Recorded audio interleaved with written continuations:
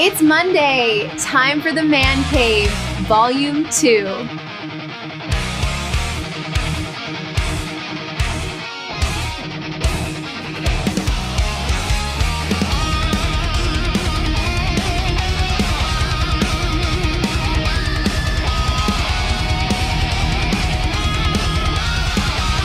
Introducing your fantastic hosts.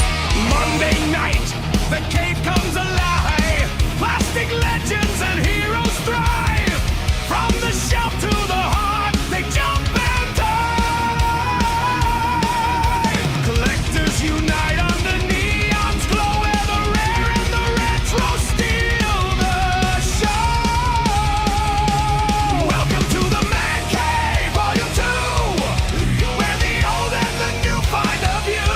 Stacked to the ceiling, dreams come true. The Man Cave, it's calling you.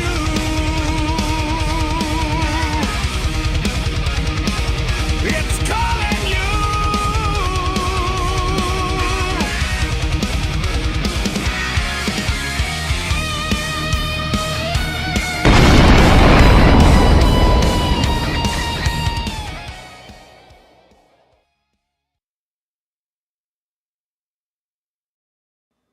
Good evening, everyone, and welcome to the Man Cave Volume 2.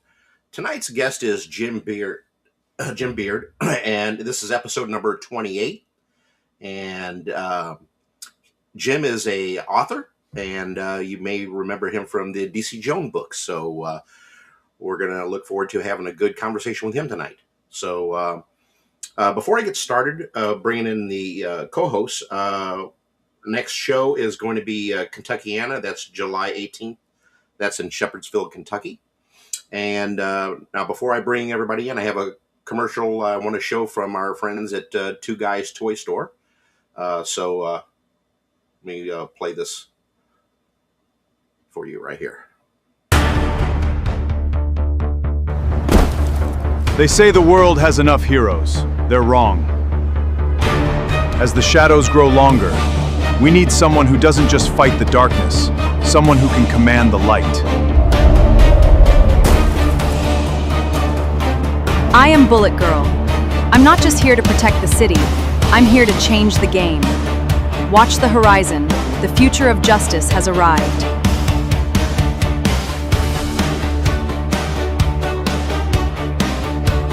Bring the legend home. The all-new Bullet Man and Bullet Girl Collector's Edition action figures, featuring articulated bodies, realistic outfits, and authentic helmets. Available now from Two Guys Toy Store. Don't just watch the action, hold it! Don't miss out. Get your Bullet Girl figure today.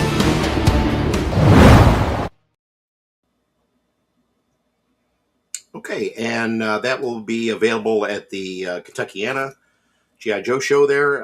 So if you're interested in that, or you can contact Anthony Montero from Two Guys Toy Store and maybe do a pre-order with him. Anyways, let's bring in tonight our guest co-host, Murray. Good evening. How's How everyone you doing, doing buddy? tonight? Yeah. Are you enjoying your time off? It's lovely. Yeah, working Wednesdays. It's a hell of a career. Yeah. Yeah. Yeah.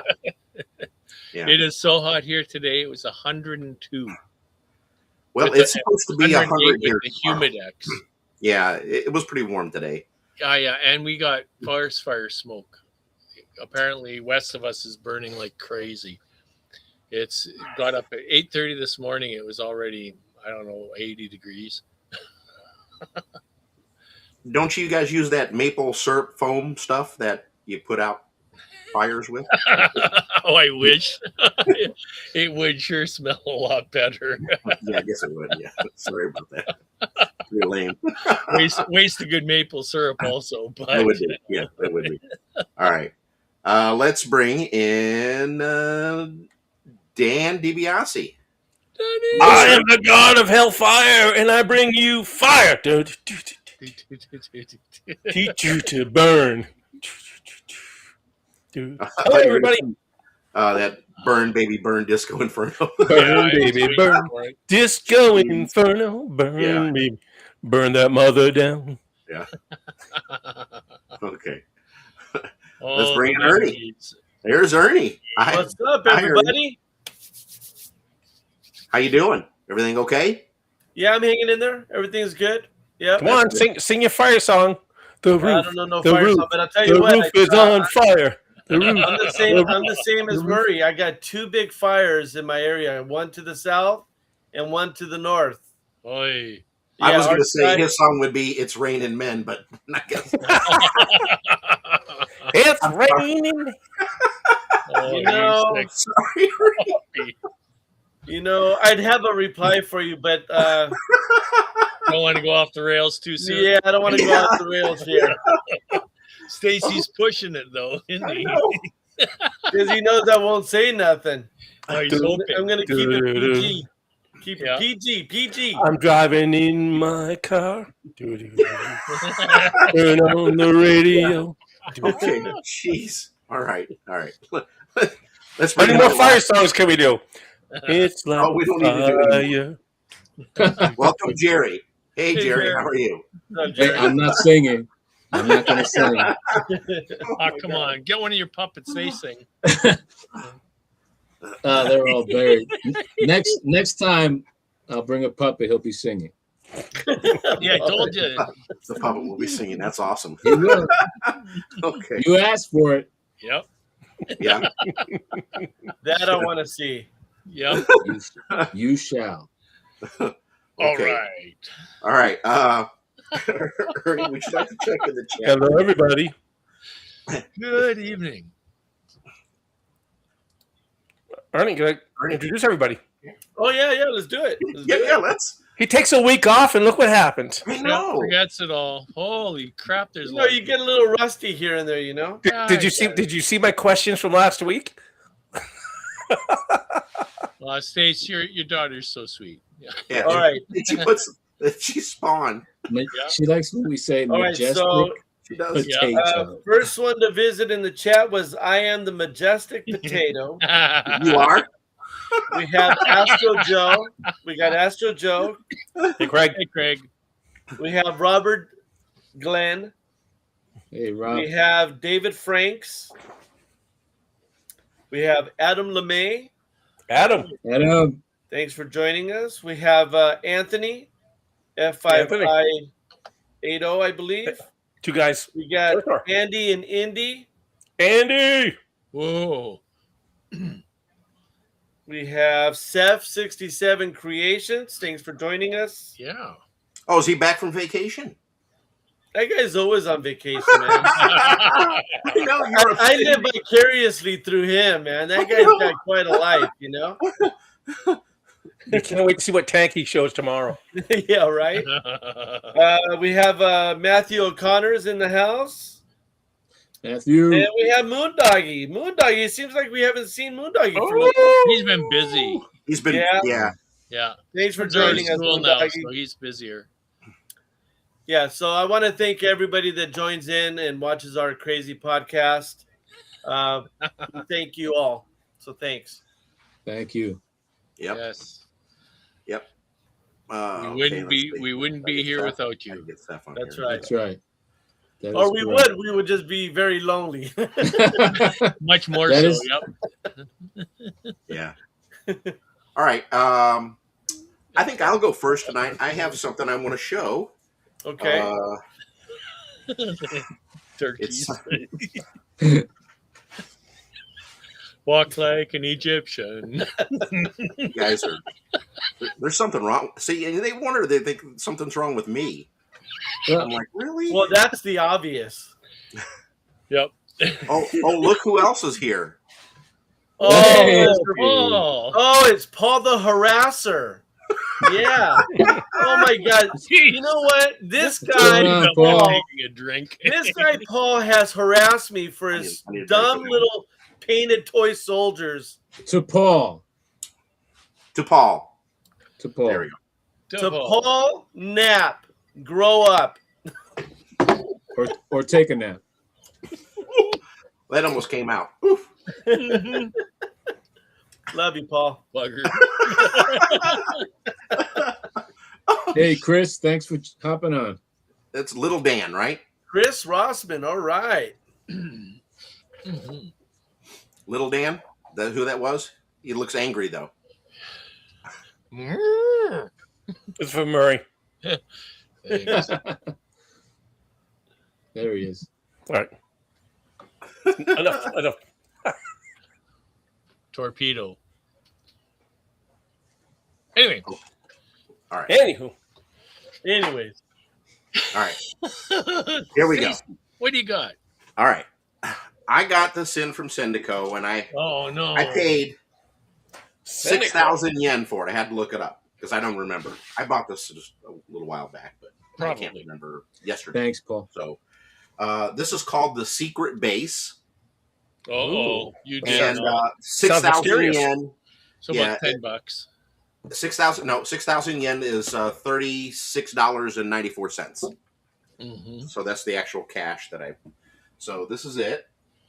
Ooh. And this is probably $69.70, judging by the vinyl sticker. Don't really know. I don't know how long they made this.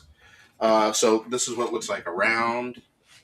Ooh, I like that. Right? Is that vinyl? It's vinyl, yeah. And it's got this little hole in the top, and then you put this little radar thing in it. Oh, let me Is open that Combat Joe? It's Combat Joe, yeah. That's pretty sweet. So this is what it looks like when you open it. Oh, nice. This is the. I like this that is the even chair. better than the Henshin one that Jeff had. Yeah, like and then so the that's a chair chair? says, Looks like a toilet seat. Yeah. it's a What? chair. Oh, I see the radar thing. And 70s those chair. cabinets open, huh? Yeah, the batteries go in that one. So Ah. and this sits here, and then The little this radar is the thing. floor that's thing on that the they see, and then Cool. this goes up in the top, up in that hole. Yeah. Wait, did So you try it radar yet? dish. I haven't got a chance to even clean it up or do it. And then the Come chair on, there's on and a off thing button. about batteries here, Stacy. I haven't. Just don't break it, Stacy. Yeah, the concept on the show now Yeah. is to break things that you get. Yeah. Does that go in together like that? Yeah, let me show you, Dan. No, that's what it looks like. Put a couple batteries in it, watch it start smoking. Yeah. Yeah. There's a little red light that goes off in here. It's Well, all. please, Oh. next time, let's see it lit up. Yeah, I'll be sure to do that. Very nice. That's all. Yeah, that's My actually Jordan very- Cooper. That's actually You got- very you cool. got that for a pretty Yeah. good deal, right? Yeah, so these go for usually about $100 over there. You know, that's what we pay for them. Here, if you see them here on eBay, they're a couple $100 usually, somewhere around there. Most You know, of that 150 stuff or is. better. Now, Yeah, so Stacy, were you looking for that, or you just came across it? I just came across it. $36. Wow. I couldn't pass it. Wow. Oh no, That's awesome, not Stacy. at all. Yeah. Awesome. That's So- 36 Shipping Yeah. was almost as much as Congrats. Yeah. Well, what they did was they were nice when I bought like a six bunch of figures, stuff. six Yeah. figures, I think it was. So they found Put a them way to inside. shove the parts and stuff inside. Oh, that's cool. So it took up a little space, you know, but you know, A lot less than it could have. yeah. So and they do bubble wrap everything, so Yeah. you know it was a nice little thing, and I'll get to it eventually. True enough. 1 year, Yeah, just like the rest of it, like the 1 bear and the year. horse. And, 1 year. Okay, Jerry, you're up, my friend. I'm up. Okay. So you guys remember Craig was on and he was showing us his fantastic 3D printing talent that he's developed. And I did mention that he was able to, he just sent me some accessories for the Top Cop. Remember those guys? Yeah. You guys remember this, the Ertl Yeah. capsule? Top Cop. This is one I had. This is one I had already. So, but what he did, he actually 3D printed the waist just like they come with, and on top of that, you can't see it's under the jacket, but I'm going to show you one. Let me slide them back here.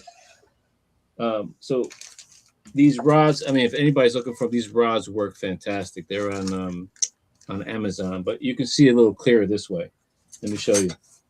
He actually 3D printed this stand, So these are the rods. They fit perfectly in there.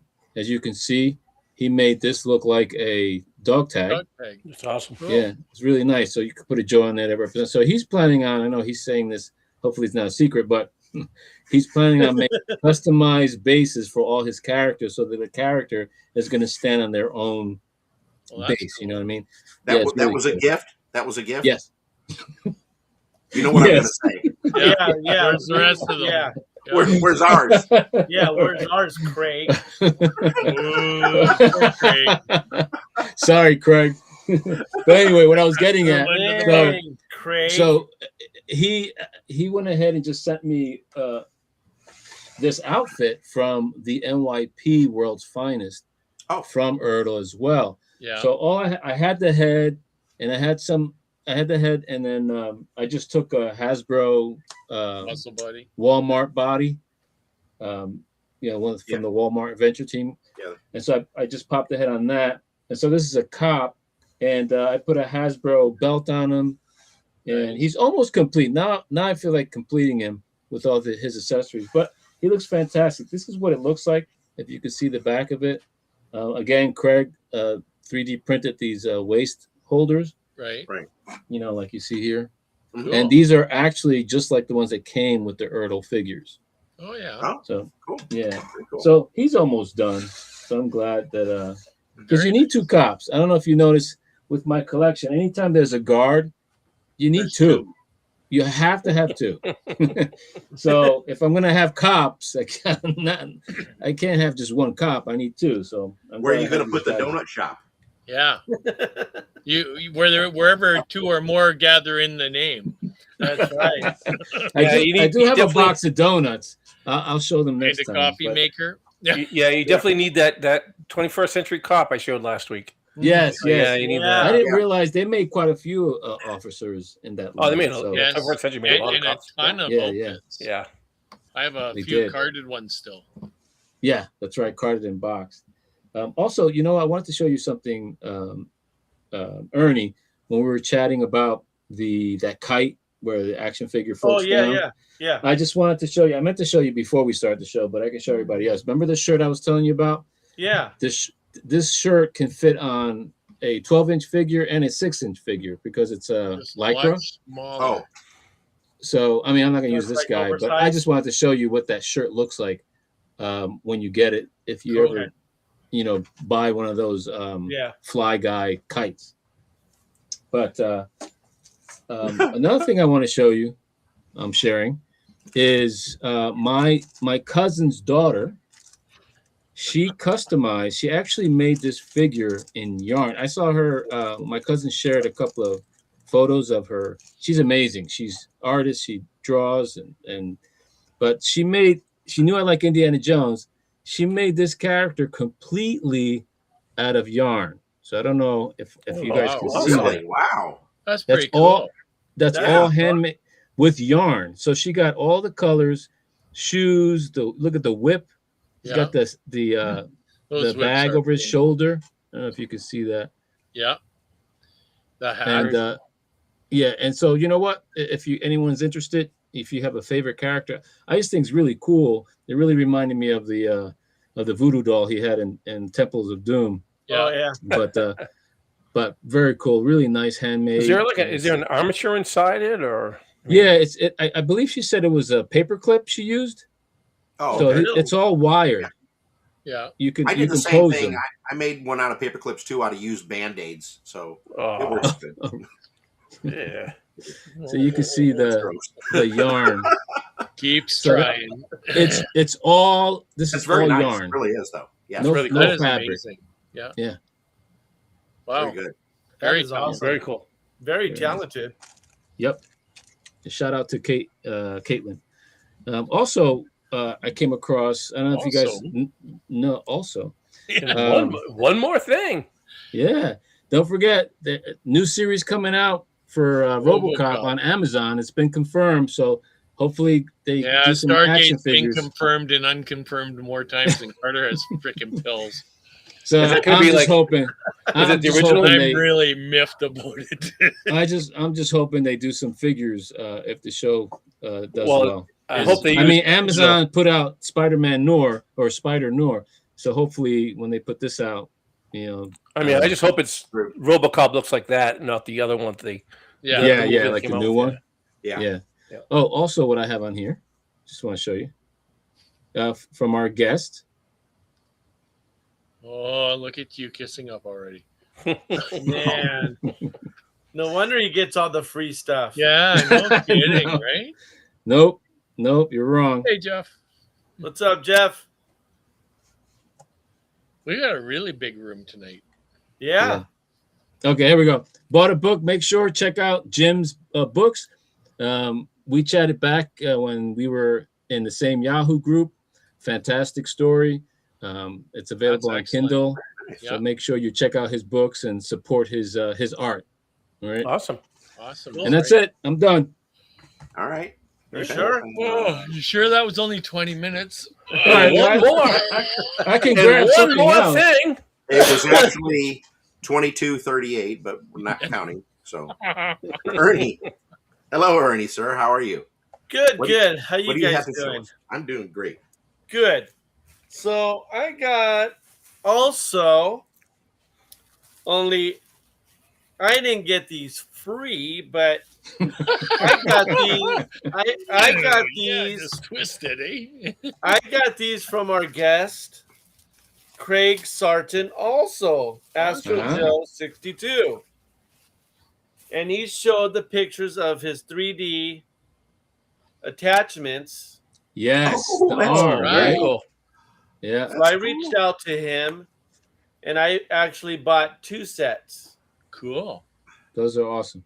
So this is in black, I see and that. then the hand claw, it works. Oh, that is cool. Very So it's cool. really cool. And then it's got this.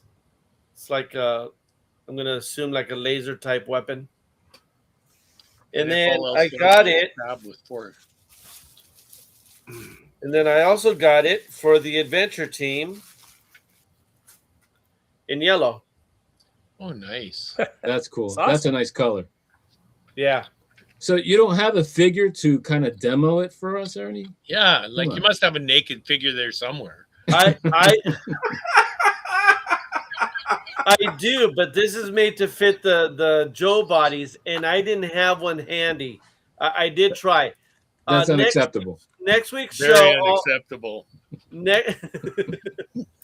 next week's show, I'll have one. Those are Yes, awesome. Hey, Yeah.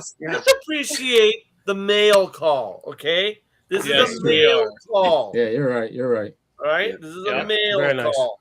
That's awesome. Very nice. Just Craig like does I nice got work. another mail call right here. You do. Let's hit up Yeah. Astro. You tell. Who'd have guessed? Was this a free item? Now this was a gift. I'm looking to It's not expand my yet. collection. Whoa. Oh, that's nice. Yeah. That's Wow. Ken Yeah. the Panther. Yep. Yep. Awesome. I know what that is. Yep. And I got this from our Yeah. friend Jerry. Wow. Nice. So that was given to you? That was given to me. Hey, Jer, Where's ours? you know they're not I- available in Canada, right? So He also since you both are on the show, you both are on the hook for this. Yeah. he also gifted me, since we're both Incredible Hulk fans and collectors, a Bill Bixby head. Oh, nice. Oh. Very nice. Yeah, so That's that's gonna be a nice project. Nice. Looking forward to That seeing came that. from Jerry, did it? That's from Jerry Gonzalez. Free. There's another one. It's a gift. So from Moondoggy a while back, I had bought, oh my gosh, 3 boxes worth of nude body action figures, Who would have guessed? and You know, nobody's ever seen the camera in front of Ernie. All right. You realize he's got it's all these hordes of naked Naked. figures just Naked standing out in front of Yep. him. All right. You All right. save Give a him lot a of money chance. that way. You save It's a lot of Ernie's money that way. turn. It's Ernie's turn. So Yeah. I had a round 2 Captain Action nude body, and Jerry was nice enough to send me the Arctic Captain Action uniform. Oh, very nice. So that's from Moondog from Edmund. That was from Edmund. Where's the belt and all The suit is from Jerry. Oh. The figure I purchased. That wasn't free. I purchased that from Okay. Edmund. Where's the belt and all the? So it's Behind the missing the holster. belt. Oh, It's missing the belt. I have the pair of hands to go along with it. He did supply the very weapon. Nice. Okay, yeah. I do have the weapon. The sword. So all it needs is the belt. Yeah, well, the belt and the whole. You got the holster. Okay. I got the holster right here with the weapon. Nice. Nice. Yep. So just the belt is missing. And that, Ernie, you could probably make one that looks like. Yeah. Yeah. I'll go to Hobby Lobby, buy some of that vinyl material they Or sell. find an old binder. I also Lots of happen white to binders. yeah. Or I also happen to know this guy. He's from Canada. He makes holsters and Yeah, when the belts. tariffs come down, maybe we can do something about that. Try not Yeah, he'll make it for you. You just have to wait 16 months. right. more. Right. When's the changing of the guard? So this guy came out really good. So, and this is the proper Arctic Head. body that comes along for this uniform. Yeah. So thank you, Jerry. Edmund thinks he might have a belt Anytime. for you. Ooh. Jerry, your gift is coming out. Is going out soon. Okay. Oh, don't worry about it. But it sounds like Edmund has a belt. Might have a belt for you. Yeah. Oh yeah. Yeah. I'm gonna start reading the comments there, Ernie. It's right on the screen. How long do I need to leave it there? Just a few seconds more. I don't use the screen. I use my phone. Oh, that'll Yeah. learn. You know what he's doing? He's busy. He's busy. When he gets off the air, he'll be like, he'll take the Bill Bixby and he'll go, "You Rick would like has me one when I'm too. angry." Yeah. Rick has Don't one make also. me angry, He takes guys. his glasses off. You would Yeah. like me when I'm angry. That's right. I have some of his gamma blood in my system. You know. We know. Oh, I would like to say Yeah. something though. Can You I see the share screen? something? See the screen? Sure. Yes, I see it. That So 15 Rick, bucks. you should have threw it in my box. You should have known. I also have a box coming from Rick. okay. Well, just thought I'd show it to you. Make sure that you could read it this time. All right, Okay. I'll well, hit you. I'll hit you up, Moon. Thanks. Yeah. So let me share some news. Okay. Because I've had a lot of health issues and I've had 7 surgeries, big surgeries since 2019. You're putting off and the out of sex shape change. and stuff. I decided to go for my 2nd degree black belt. Oh, So- congratulations. Yep. Good for you. Yep. Very good. So I'm going to be Very nice. dedicating some of my time for that. So, Awesome. yep. So wish me luck because I got bad knees and still bad Lethal shoulders, weapon. bad back. You got to show those belts when you get them. That's right. That's right. Yes. You'll buy him from Hobby Well, Lobby. I already have my black belt. This is just another level for my second degree. Second degree. Very It's called cool. a Q. My second Q. Nice. Do you have it handy? My belt? Yeah. No, it's with It's the new in the figures. other room. Okay. Well, this is unprepared, and we will write this down in your folder. Ernie. This will go in. Yeah. This will go On in your folder. permanent record. Yep. What's new? What's new around here? I hear you. I know. All right, Dan, you're up. What up? Hey, I got this package that came in from a guy named Jerry, and Uh-oh. What? You got one too? Holy smokes. What? Jerry, you two-timer. Watch him have the belt.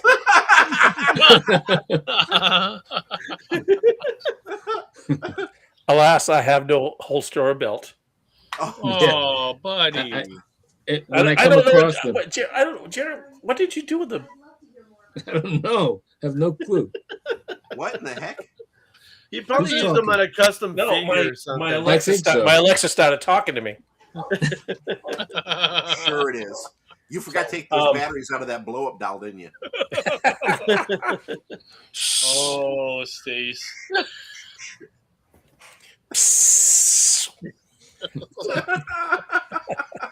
But no, but I do not have a holster. I do not have a belt. So I'm just wondering what Jerry did with what he did with the belts and holsters. Yeah. I don't know. What did They you got do lost in the mail.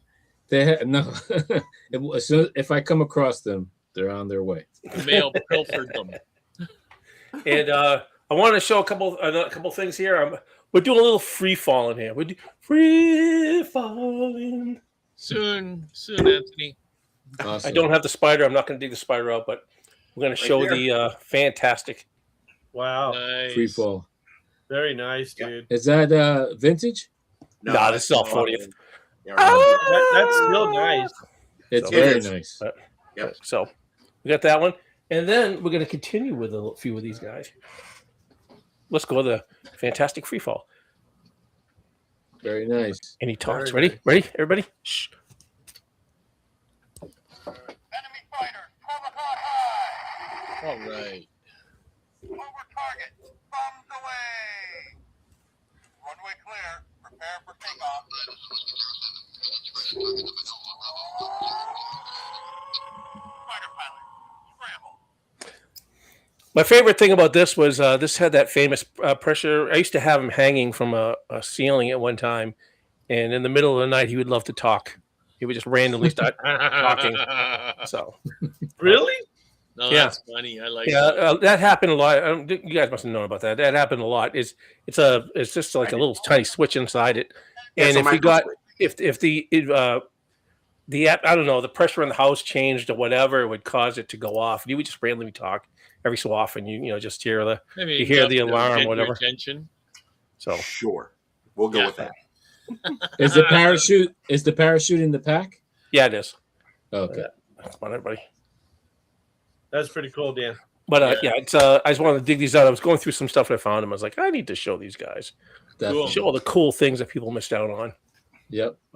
Yeah. But this one, I don't have all the accessories with me right now because I didn't want to go on forever. But obviously, the fantastic free. This is fantastic free fall. Well, no, And that's this a one- Scrabble pilot. No, that was fantastic free fall. Wasn't Fantastic it? Free Fall had the blue pack. Scramble Pilot had the green. So this one here is That's this Well, one That's here. fantastic free fall. yeah. That's that one. Murray's got. It's got the spider and it's Yep. got the. Yeah. Actually, if you look at the video behind Skydive to me, danger. if you actually watch the videos behind me, you'll Yeah. probably pop Yeah. up the picture. Will probably pick up. Yeah, that's Scott. That the orange one is in yellow is skydive to danger. Skydive to danger. Thank you. Sky- That's that's adventure it. team. Yeah. Yes. Yeah, but Yep. that's what I have tonight. Okay. Oh my gosh. Okay. All right. Murray, you're up. Oh no. Well, we've been talking a lot about henshins, Oh yeah. Ooh. Wow. and that's one of them. And we are talking. Somebody mentioned henshin. Oh, the hands accessories. Oh, Yeah. look at that. The hands, yeah. when they saw Arms Craig's 3D prints. Yeah. And then, of course, we've been talking about Combat Joe. Yeah. Very I won't nice. This is speak the- his name. This I is the won't speak SWAT of one. it. You won't? Why? Because Seneca automatically charged you another 10 yen? They charge me. So, Yeah, every time. Murray, is that your first cyborg? No, I've had 3. I only have 2 now. I gave one to a friend for Christmas a couple Gotcha. years ago. And this is how the Combat Joe small arms sets. That's for the newer soldier, the 80s. Yeah. Have you had those for a while, Marie, or you just Yep. bought them? Yeah, I've had them for a little while, dug them out of the cabinet. And then we've got, of course, a Letty Joe. Oh yeah. Nice. Last week I showed the air adventure. This week it's a land adventure. 100% vintage. You God see, love you see the close up of the face? Yeah. That's what I look like when I drink tequila. Yeah, that's a So face. his lips. So his That's lips are a actually face that painted, only a Murray? brother could love. Right. Hard Yeah. to tell. It's a real tight flock. Yeah. It is, yeah. They really, yeah. They painted the lips. Yeah, on it? I have a lot of different Joes, but those are the only. I don't have any Little Ladies at all. None. They're expensive, man. They are. Jeez. Yeah, they're and I had incredible. to get one a long time ago, and I didn't get it. I got to, well, like you say, like Stacy says, a long time ago, probably 20 years plus, when they weren't horribly priced. Right. And I lucked out. One guy was selling 2 of them, and the price was incredibly decent comparatively. And I'm so glad I bought them. Yeah. Because Yeah. it wouldn't happen today. And then, of course, one of my favorites. Dagger in the heart. Oh, love that set. Me too. That's It's one of my favorites, and one of the only 2 I have. Anyway, and that's it for me. You don't gonna open it and show us what's in it? Yeah. Yeah, you No. That's right. You had to crack that sucker open. Shit Open gets the thing up. broke. That's how stuff breaks. Open it up. Let's see what's inside it. We rip the lid off. Yeah. Just rip it off. We Yeah. add batteries and we No, open boxes. we don't. You don't have to take. You don't have to take it out, but just open the box. I Yeah. did. That's Oh. awesome. Nice. Now, okay, the shark. The shark was a prototype for what? What? Murray, Freeze did you get the souvenir, Mars? No, I didn't get the bad guys. Okay. Did the now? Okay, where did the shark? Now, the shark was a prototype from where, or it came from another Action Man set or something like that? Yeah, or? No, I think it went the other way, didn't it? It was a Sigma 6, right? Yeah, Sigma. It was supposed to be a Sigma 6 shark or something. I think. I don't know. But yeah, a very, very, very cool set. It's a very Yeah, cool set. great. Yeah. That's nice. It has been out of here once or twice, but Oh, and you didn't want to take the lid off. well, no, because time we do that on this show, something breaks. Well, it didn't break this time. See, Well, so the- it's only Well, a day. the night's not over yet. yeah, Yeah. it's Hey, early. Murray. Yep. Murray, you need to put that in a diorama. Do like a 12 by 12 diorama. I was thinking of that. Get an aquarium or something, and Yeah. That's cool. that would be very cool. But I'm Yeah. trying to figure out where I'd put an aquarium. I can find space over here. No, Just taking all that, like the top shelf, just put your hand in and just go across like that.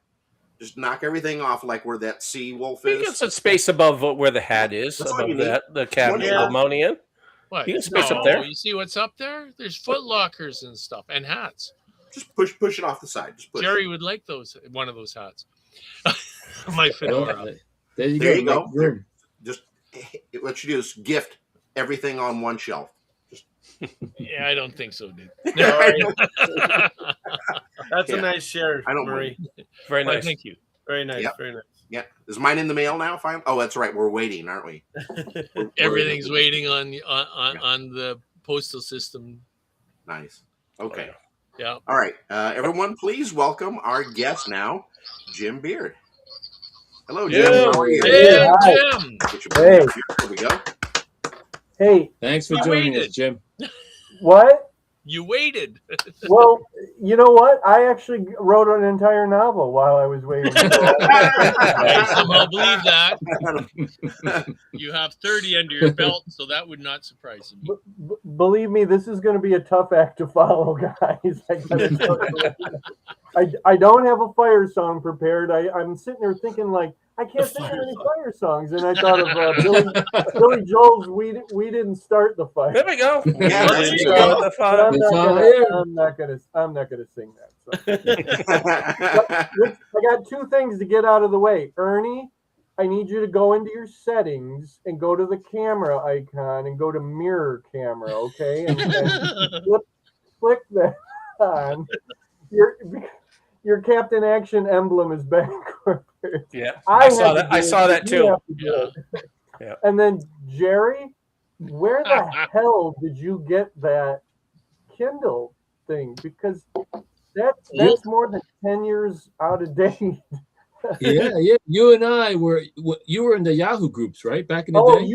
you've had that all along then. I Yeah, thought you yeah. meant you just got it because it would No, be no, no, impossible to get anymore. You No, know what? no. I'm glad those didn't disappear once they shut down Kindle world. So you've got kind of a collector's item there then. There you go.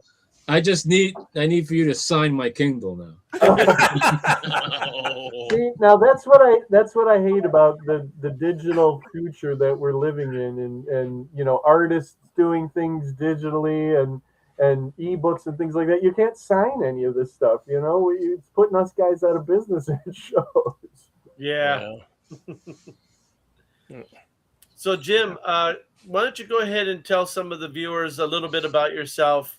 You know, start from your childhood. You know, what toys you played with, because Oh that's boy, what we're all about. You know. we want to go back that far. Well, here, wait a Yeah. minute. There you there's my go. childhood. There you go. There That's you what we go. wanted to see.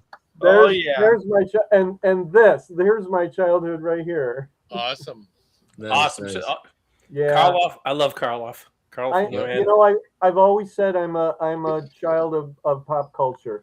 I was extremely lucky. I was born at just the right time, and when a lot of cool things started, like literally the year after I was born, we got, you know, Star Trek and Batman '66, and Yeah. That's we true. had Lost in Space, and all, you know, all Buck that stuff, Rogers, all that Battlestar Irwin Galactica. Allen and stuff, and then Exactly. going into the early '70s, you know, we Yeah, We had did.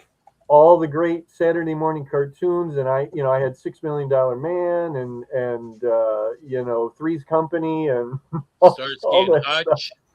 Yeah. So everything I am and everything that I do today is literally because of all the stuff, you know, that my dad you know, brought to my attention, because he was, you know, he grew up with pulp magazines and comic books and all those great early TV shows and movies, and you know, he really sat me down and said, you know, watch this, you know, watch The Prisoner, you know, and stuff like that. Yes. So you know, I came in at a really great time, and I use all of that stuff today as a writer and an editor and publisher to create all of my books, and it's really just sort of digging up my own childhood and hoping a lot of other people had that same childhood and will, you know, really dig what I'm doing.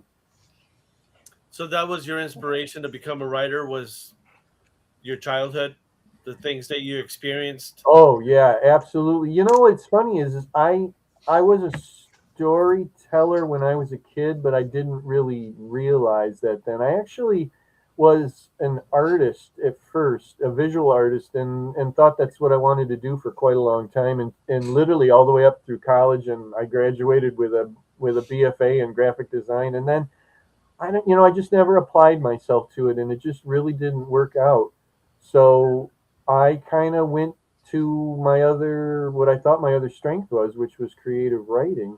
And now I kind of wish that, well, I had gotten a journalism degree and all that, but I'm doing okay. I don't have formal training, you know, in any of that stuff. I went to the writing school of hard knocks. You know, I'm an avid reader, and I literally, you know, began emulating some of my favorite writers, and then just sort of developed my own style and what I do. But yeah, absolutely. I mean, I'm constantly touching back to things that I love, you know, comic books, TV shows, whatever, and kind of picking and choosing different things and then reassembling them in new ways. I like to say that I do old things in new ways. Okay. And that's pretty much, you know, my motto right now. Cool. Very cool. And you've written 30 odd books. Probably more than, Co-authored. I mean, I've been published more than 100 times, you know, if All you start right. to Oh wow. count, you know, Nice. magazine articles and things like that. Yeah. But yeah, since 2002, since I became a professional writer. Awesome. Yep. I see you've done some Nice. Star Wars books, some Captain Action. Yeah, I wrote 3 Captain Action novels. The Star Wars thing is a comic book story for Dark Horse back when they Right. used to have a nice anthology book called Star Wars Tales. Right. That was a bunch of, you know, short stories and so Oh, on. I have that. You're in that? Yeah, Star Wars Tales number 15, but it's been my story's been reprinted at least 4 times now. Marvel, you know, when a company picks up the license and stuff like that, they're allowed to publish things from other companies. So Marvel has republished all of the Dark Horse stuff when they got the license back to Wow. Star Oh, Wars. wow. So not only did Dark Horse, I think Dark Horse republished it 3 times, and I think we're actually Marvel's done it twice now. Holy Every once in a smokes. while, I get like a $6 royalty check, and I go, All "Oh, they have right. to reprint it. I got Yeah. 6 more bucks." You know? But they won't give You me gotta- a free copy, which is really sad. But We got a question there. Any more Captain Actions coming? no, Captain Action, as you guys very well know, is going through lots of flux and you know, periods of sleep and who knows, you know, what else. But no, I came in at kind of a cool time where the Captain Action guys, Joe and Ed, were really open to doing something like pulp novels. And like I said, we did 3 of them. We completed a trilogy, and you know, I loved the work, and it was really fun.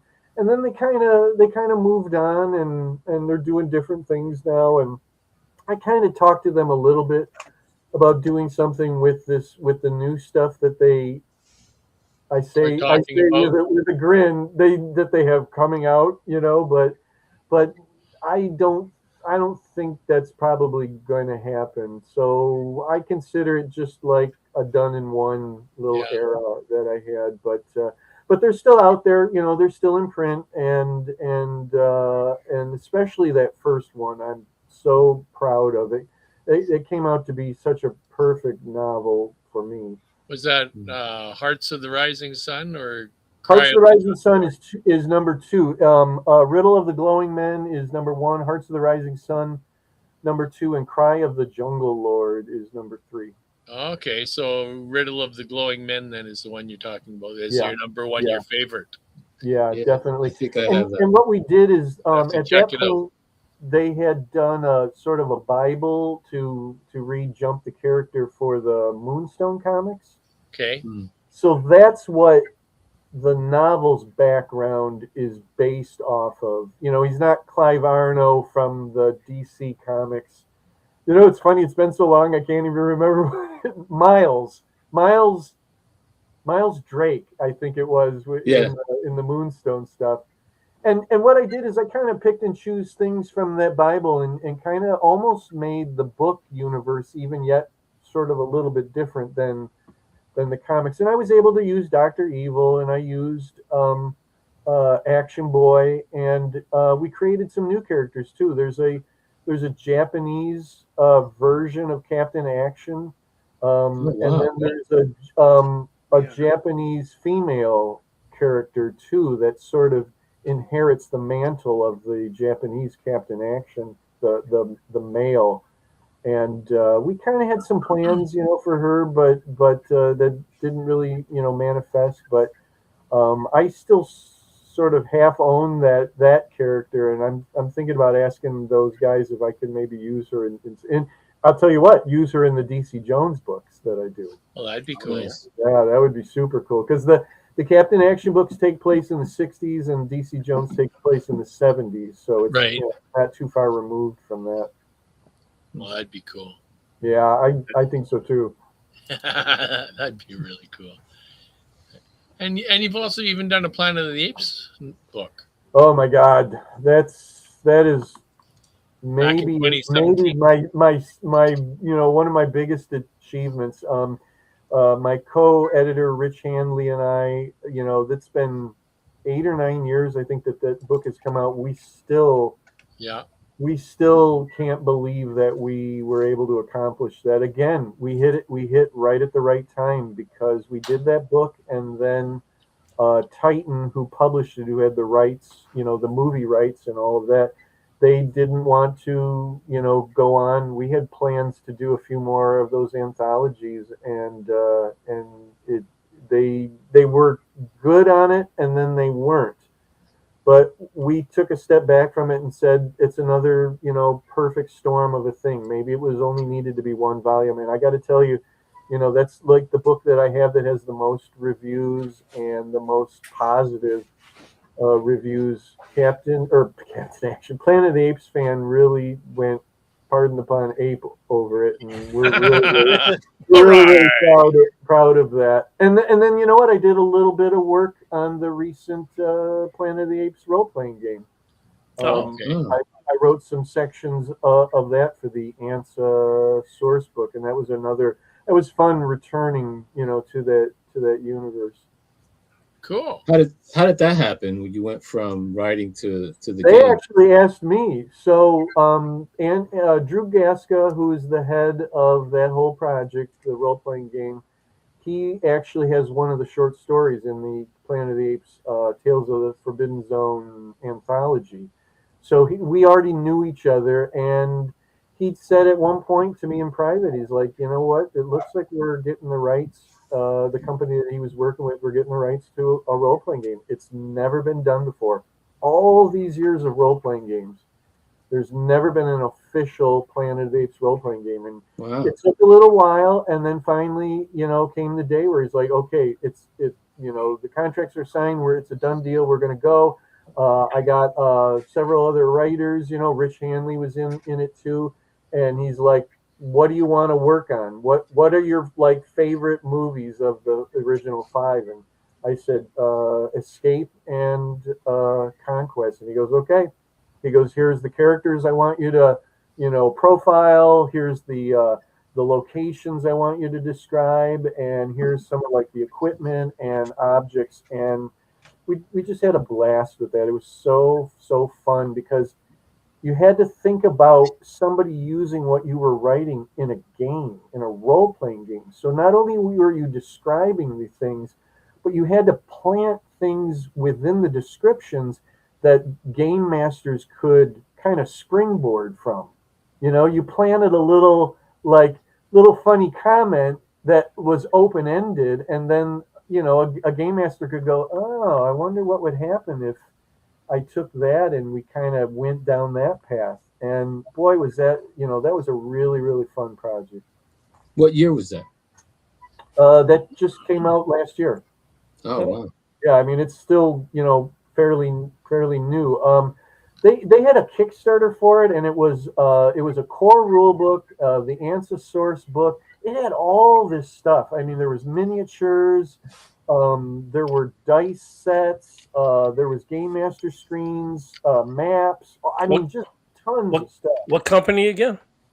Why do you ask me these hard questions? Look it up. You're on the internet. As they tell me when I go, well, what about this or that? You know what? It's terrible. I can't think of it. You know what it does? It uses the old D6 rules from the old Star Wars role-playing game. But it's just Planet of the Apes, the role-playing game. It's Magnetic Press, maybe? Does that sound right? Sounds possible. I don't know. Oh, yeah. Magnetic Press. Yep. Ah, boom. So, Jim, yeah, what's your favorite genre to write? That's that's a tough one because I'm kind of all over the map in it. It really sort of depends on what week it is of the year. But and not just because I'm on the show. There you go. My God, listen, the artwork for that game is gorgeous. It's just that's cool. gorgeous stuff. But if you want to see what I did, it's in the ANSA source book. Not just because I'm on this show, but literally my most favorite thing that I've got going right now is my DC Jones series. So probably the DC Jones 1970s action adventure is my favorite genre, for lack of a better way to describe it. That's the stuff that I have the most joy in writing, that captures my imagination the most and really drives me along, and that I can write the quickest because I don't ever drag my heels. I literally, if I'm writing one of those novels, I get up every morning and I'm so eager to sit down and start writing because I love the characters. I love working with them. I think about them in between novels and kind of wonder what they're up to and what can I get them up to. It started as my ode to the adventure team which is my most favorite toy of all time. And it's grown from there. I've added characters, that were never in there. There's a female character named Dixie, who's the Southern belle, who has this deep, thick Southern That's accent. that Dukes of Hazzard influence. Come on. Yeah, I mean, well, what my thought was, She probably wears little hot pants, if you turn on any '70s TV show, back Oh, in we the know. day, there, any given episode is going to have a guest star who was like a Southern, a Yeah. lady from the South or something Petticoat like that. Junction. And that's what I was thinking of, when I created her. And she joined as a recruit in the second book, or at the end of the first book, and then she fully joined in this as a full-time member in the second book.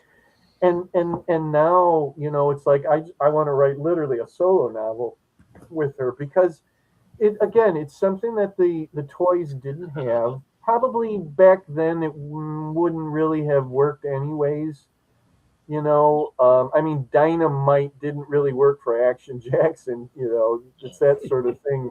The GI Nurse never worked for the Soldier Joe. So, but again, she's probably become one of my most favorite characters, and now she's in a relationship with one of the guys on the team, and I've kind of taken that through its ups and downs, and it's just so much fun to write. And that's part of the DC Jones storyline. Yes, yeah. So DC Jones is five novels, 5 volumes, and then there's a mini 6th book, which is a thinner book of little short stories. So we've gone from 1972 up until the newest book is 1977. Every book I advance the year on. Can you go through the process of how you write a book and how you just how you do? I mean, just how you do it, how you frame it out. I laugh because if there's any professional writers out there listening to it, they're probably going to say, "I don't know how this guy writes that way," But I mean, it's usually kicking and screaming. There's a saying that they don't know who it's attributed to, which is, "I hate writing, but I love having written." And that's me. It's like there are days where, unless I'm writing DC Jones, but there are days where like I just get up and it's like the last thing I want to do is write. And I've started something and I want to finish it, and but I have to let my OCD kick in, and I set a schedule for myself. I say, okay, at least 1,000 words a day every day, and I know what my end game is, my word count that I'm aiming for, which is usually 60,000 words at least, but I can go over that. And I break down the chapters. I have a kind of an outline. There's a thing called a plotter and a pantser. Have you ever heard this? No. Okay, it's like a writing thing. There are writers who are plotters, and there are writers who are pantsers. A plotter is like me, where I plot everything out. I have a roadmap. I have the chapters broken down. I have some little notes and things. I know where I'm going for the most part. A pantser is someone who writes by the seat of their pants. Gotcha. That's literally, they may not even have a rough idea. They literally just sit down and start writing something, and where it goes, it goes. But I can't do that. I can't do that. But if sometimes, if I'll combine it, and then I say I'm like a plantser, I'm like half plot and half writing by the seat of my pants. And sometimes that's fun when you let the characters kind of go and do what they want to do, but you always have to sort of drag them back to where they need that end game that they need to be in. But it's just literally by rote. Like I literally have to, say it's got to be at least 1,000 words a day. DC Jones Volume 5. I wrote within 1 month's time. It was the quickest I've ever written a full novel.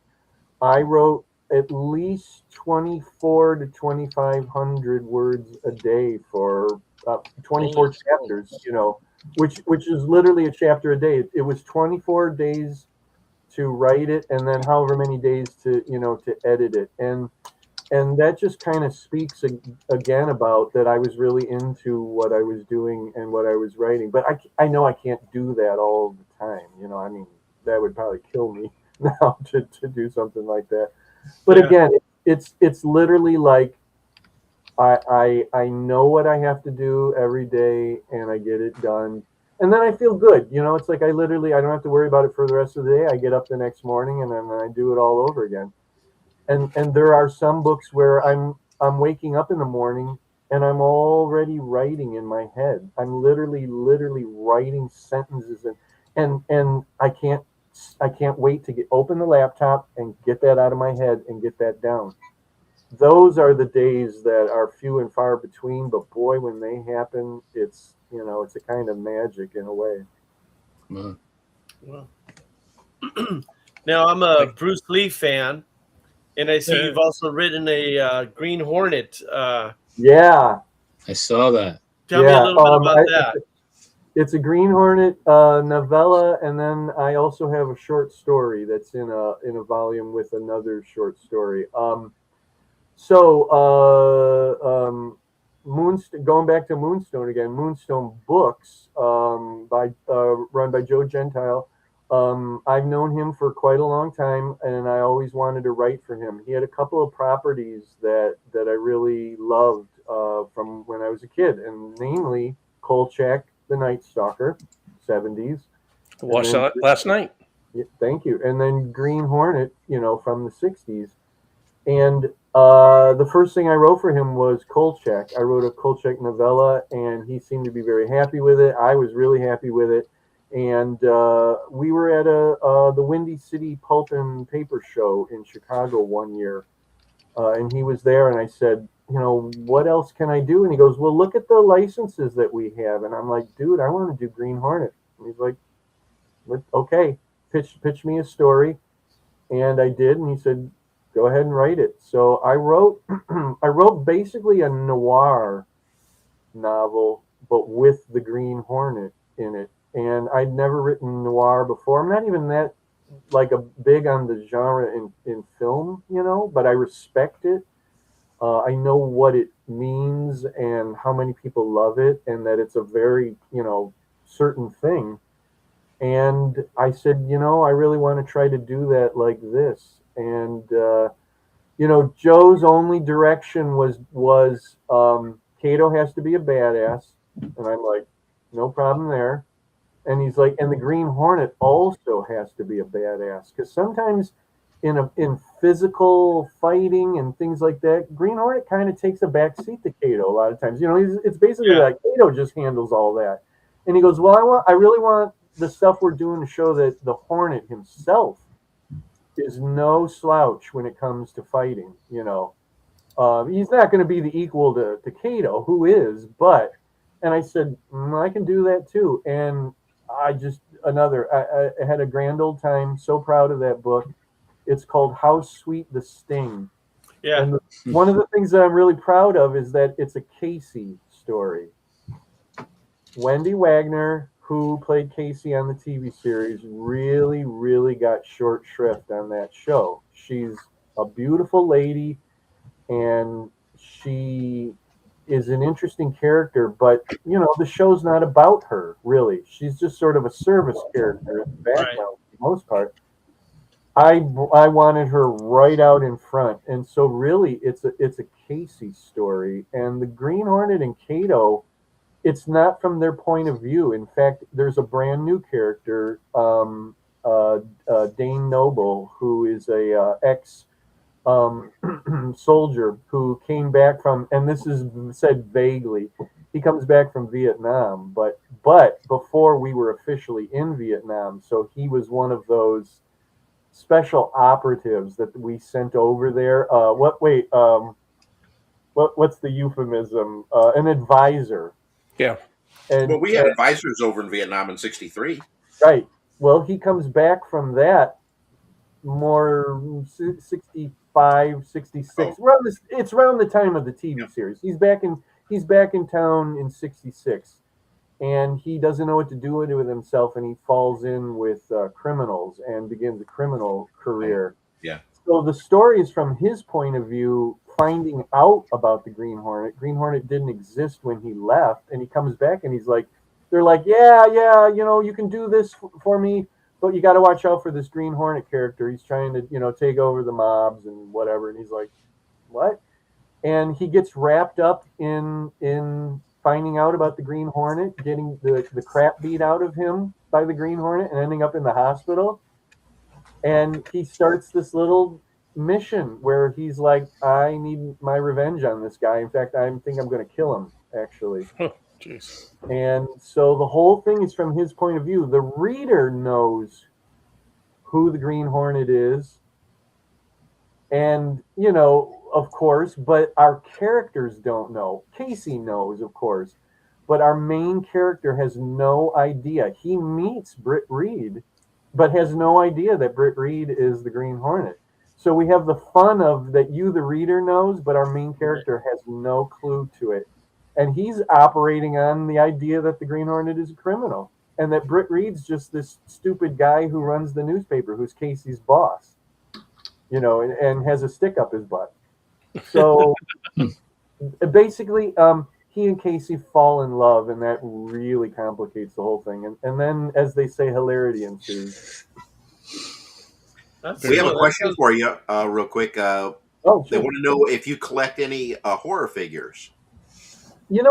I used to. Right now, I'm going to admit it. I'm down to pretty much just collecting G.I. Joe. I turned 60 last year, and I decided that I wanted to go places and do things rather than still collect a lot of stuff. So I cut it back to pretty much just G.I. Joe.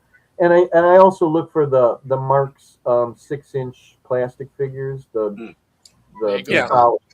So that's kind of funny because I'm looking over here right now. I only have 4 of their Universal Monsters figures. Hey, let's see, please. So these guys.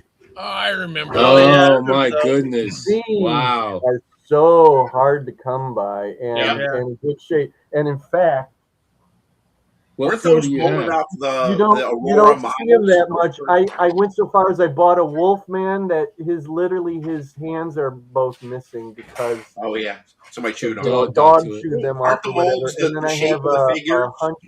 I have a hunchback who his hand is not so good.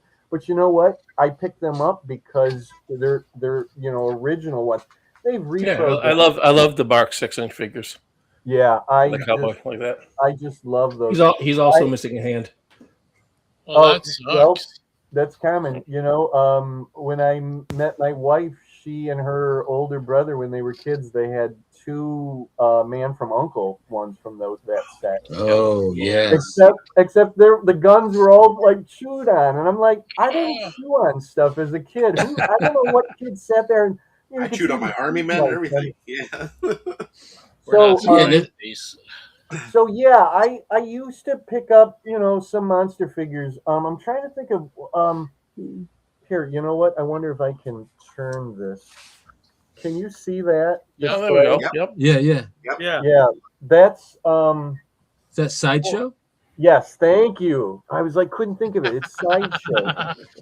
I don't think Sideshow's ever really been equaled on their sculpts. No. Their likenesses were amazing. I know other companies are doing some pretty good stuff today, but I honestly still think that Sideshow had both on the 12-inch figures and then I guess those are 8-inch or whatever those are, the little smaller ones. Their likenesses were just amazing, and I think that was pretty much one sculptor who worked for them. I used to know this stuff, so I have a lot of those. I have some of the Universal Monsters like Christmas tree ornaments, and I have some Ghostbusters figures when they were starting to do some of those nicer ones, years back. But I don't really do it much anymore. Joe is still my go-to. Good to hear. Nothing wrong with that. When you say Joe, is it a specific year, specific line? It's literally both Adventure Team and Soldiers. I have not gone to Muscle Body because I know this is sacrilege. I don't like the Muscle Body Adventure Team stuff. You don't like the blue pants? No, Yeah, you that's know what? okay. Yeah, That's Dynamic It physiques. leaves me cold. Yeah. yeah. So I'm not a big fan of them either. I don't think they pose that So well. you do just vintage, no repros? yeah, you know what? I guess I'm a purist when it comes to that. And I got to tell you guys, I pick stuff up when I find it in the wild. I don't. I used to buy one or two things on eBay every once in a while, but it got down to it. I really loved the idea of finding stuff. Go to an antique mall or a flea market or whatever, and I almost everything here is from finding it in the wild That's cool. Fantastic. that I put together. Every once in a while, I might have gotten something off of Facebook Marketplace if it was in town, Right. where I Well, that's live. like yard sailing. Yeah, Yeah. stuff like Yeah. that. And it's challenging, but it's really, really rewarding when it's not just, and no offense to you guys or anybody out there who does this, it's just me. It's challenging because it's not just right there at my fingertips. It's not just like go on eBay, find something I want, buy it. Well, it's like going to the store and actually seeing what you want and being able to touch yeah. it. It's And all about that ability to feel it and figure out what. absolutely. And it worked within my budget because I was able to control the spending because Sure. I wasn't finding it. You weren't finding year after 100 of month. them. Yeah. You're finding one. Right. So I got to tell you, the height of my finding stuff in the wild. A couple years ago, um I I through was it through Marketplace? Yeah, I'm in Toledo, somewhere near Medina, Ohio, which is kind of like going towards Akron or Canton or whatever. Somebody was selling a little collection of stuff, and it was a Foot Locker and some outfits and some equipment. And I drove there. It's about like a 2-hour drive, something like that.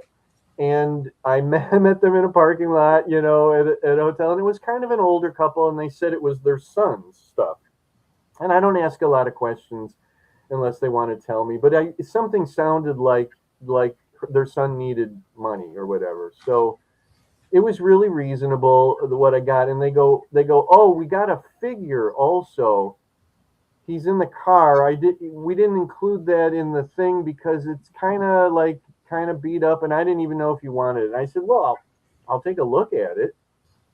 And they bring it out, and it's like heavily taped.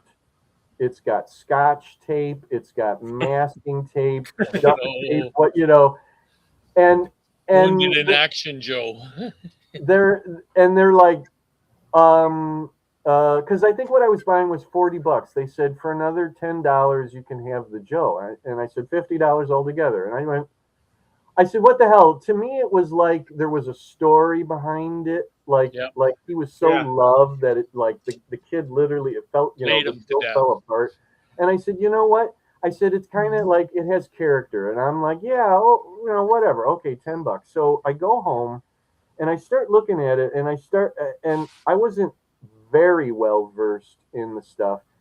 And I noticed there was some things different, and I posted some photos of it. I'm in a Facebook group where anytime I found something in the wild, I'd post my photo. I'd say, here's what I got, here's what I paid, how did I do? And usually people are always like, you did really well. So I put up pictures of this Joe, and I said, I got this for $10. How did I do? And I start getting comments back, and they're like, that's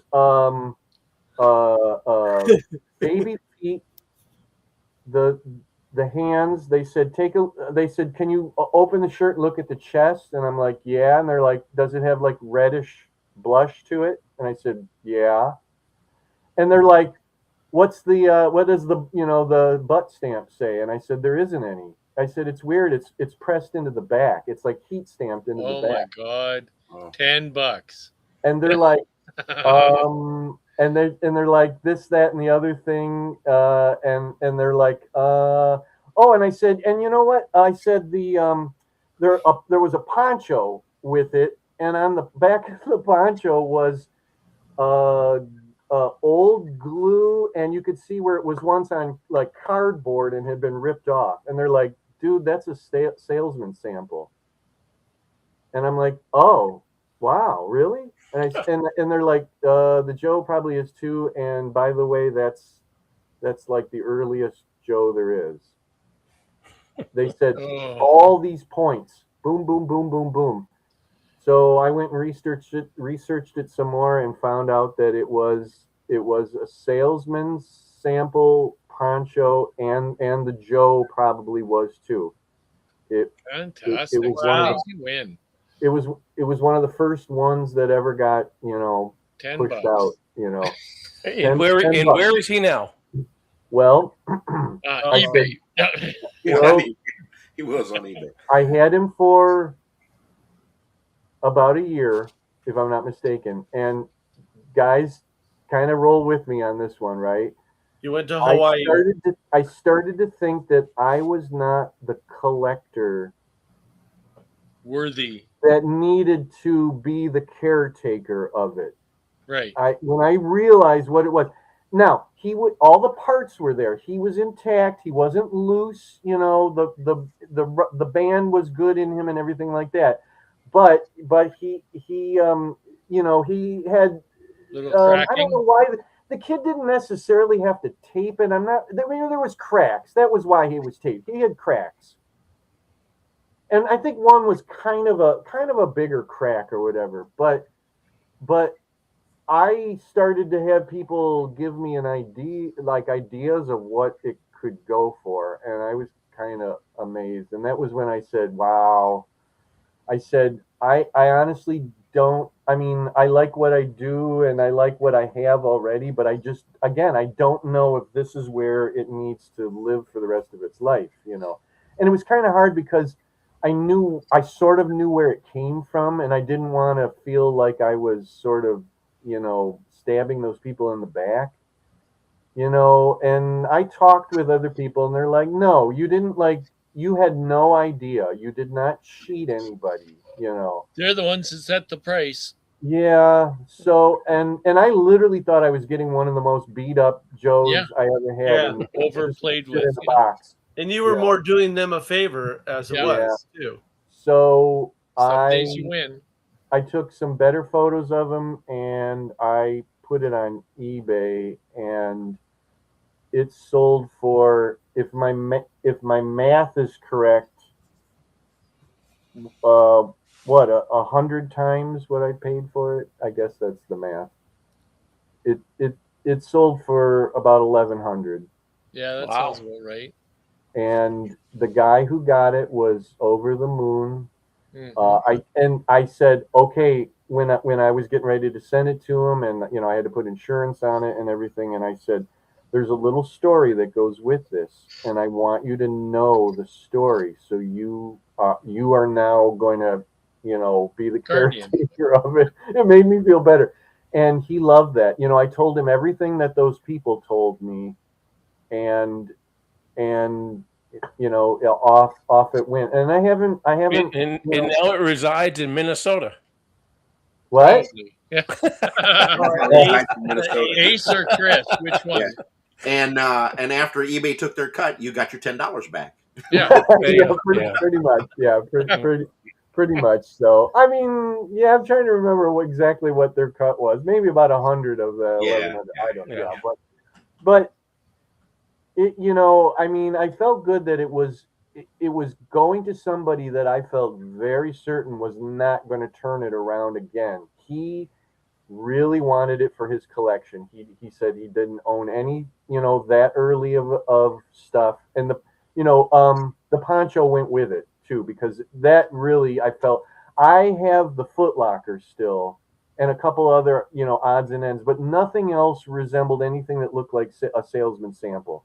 It was those two things, and I knew that they needed to stay together, so they went out together. That's very cool.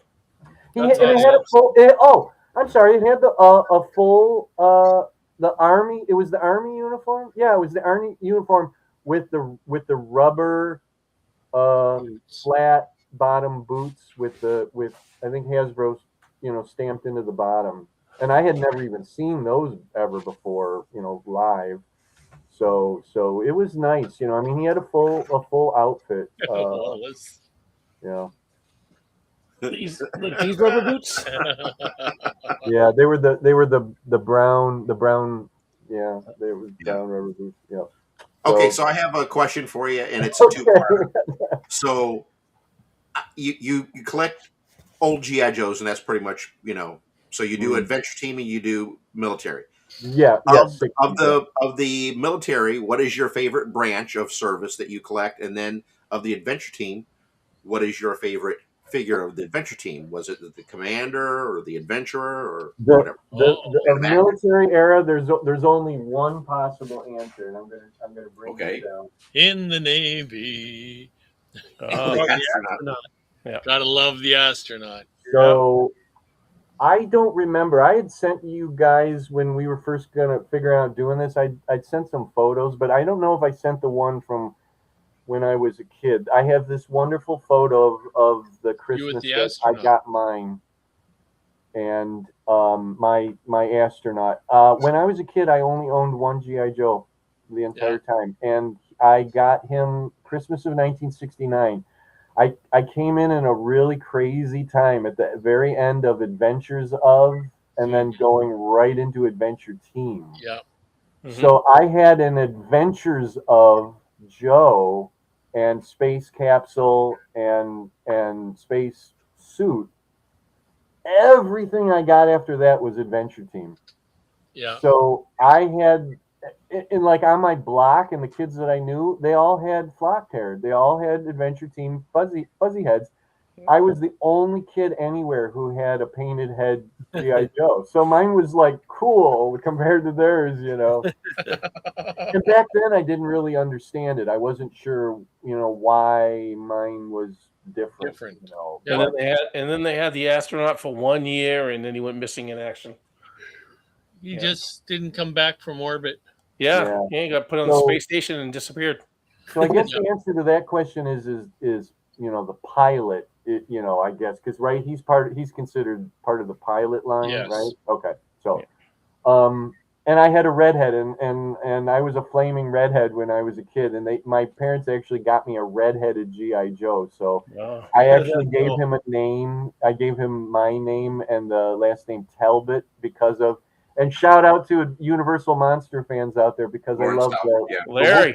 Larry Talbot. So he was Jim Talbot, Captain Jim Talbot, and I kind of imagined that was going to be me. When I grew up, I wanted to be an astronaut back then. That didn't work out when I went nearsighted and had to wear glasses. But so as far as Adventure Team goes, it's probably, I gotta tell you, it's probably who I call Greg in DC Jones, which is the black adventure beardless, the adventure, poorly named adventurer. I don't know why he wasn't called the Desert Adventurer or something like that, but because I love that outfit. And in the world of DC Jones, his counterpart is an archaeology expert named Greg, and I loved Secret of the Mummy's Tomb. I loved the little book and record for Secret or the Mummy's Tomb and all of that. The kid next door actually had the full set. He had the ATV and the mummy and all of that, and oh my god, we just played with that incessantly and buried the mummy. That mummy is probably still buried in that yard to this very, very day. Hey, can I ask you a question about DC? How'd you come up with the name DC Jones? So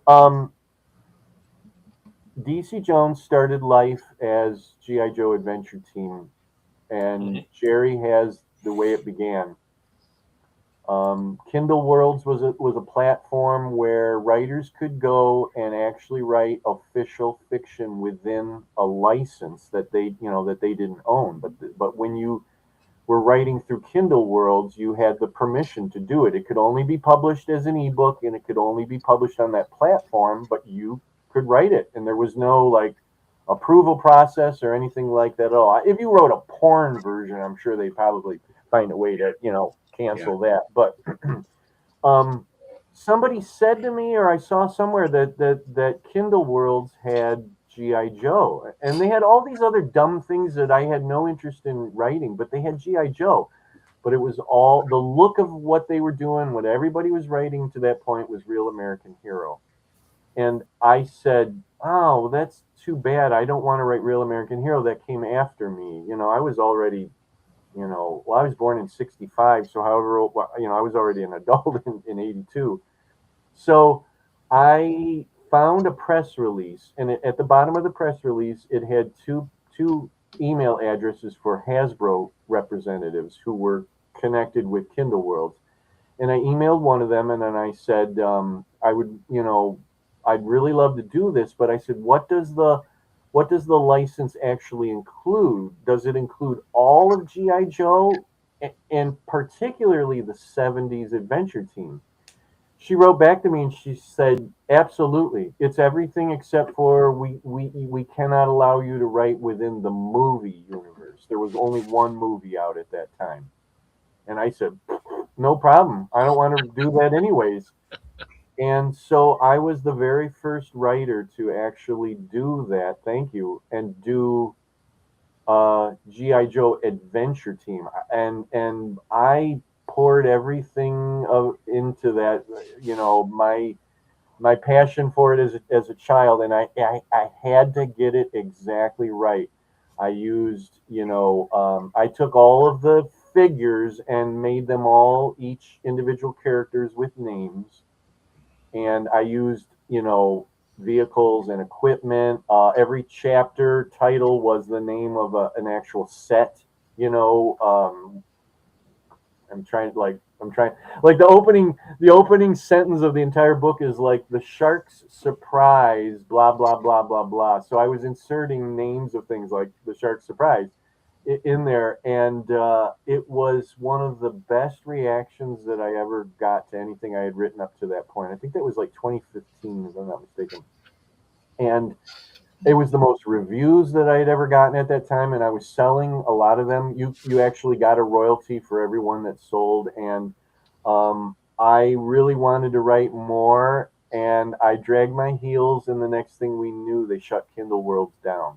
It ran for a couple of years, and they shut it down. We all got an email that said, hey, you own your stories outright, but what you don't own is the IP. You can do whatever you want with the stories, but you cannot republish it as whatever IP you were writing under.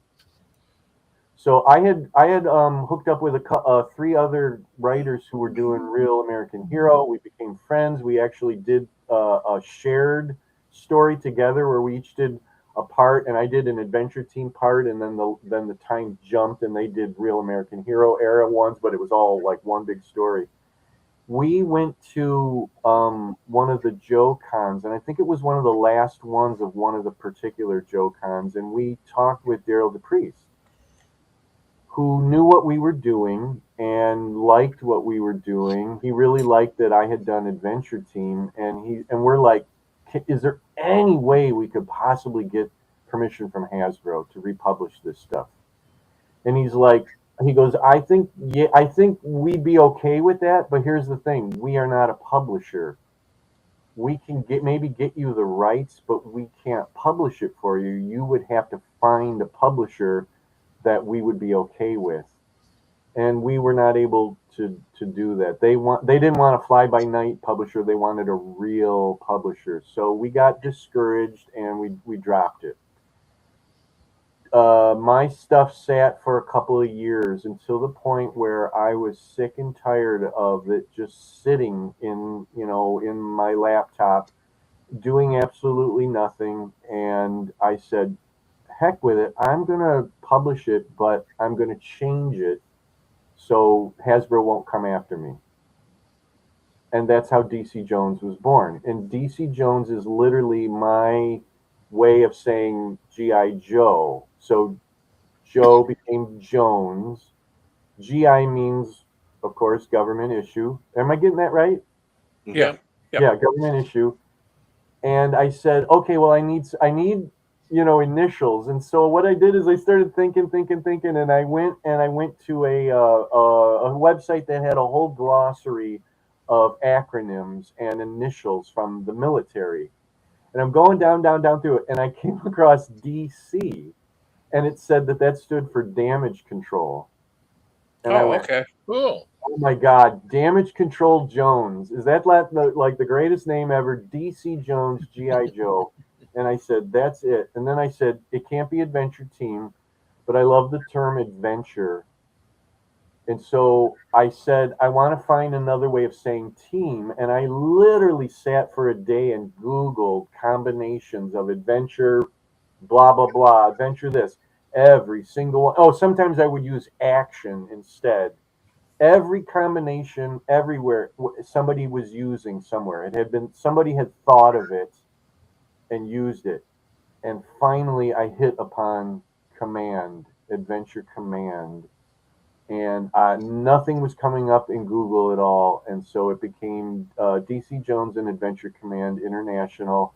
I changed all the names. I rewrote a little bit of parts here and there to kind of move some of the equipment a little bit away from what the toys were, even though there were no visuals or anything. Um, instead of Adventure Team Yellow, it's now Adventure Command Orange. Everything that they have is orange, just like everything was yellow, for Adventure Team. And I took that novella, because it wasn't a full novel, the Secret of the Sunken Tomb, and I wrote 2 short stories to get it up to that 60,000 words thing, and I published it.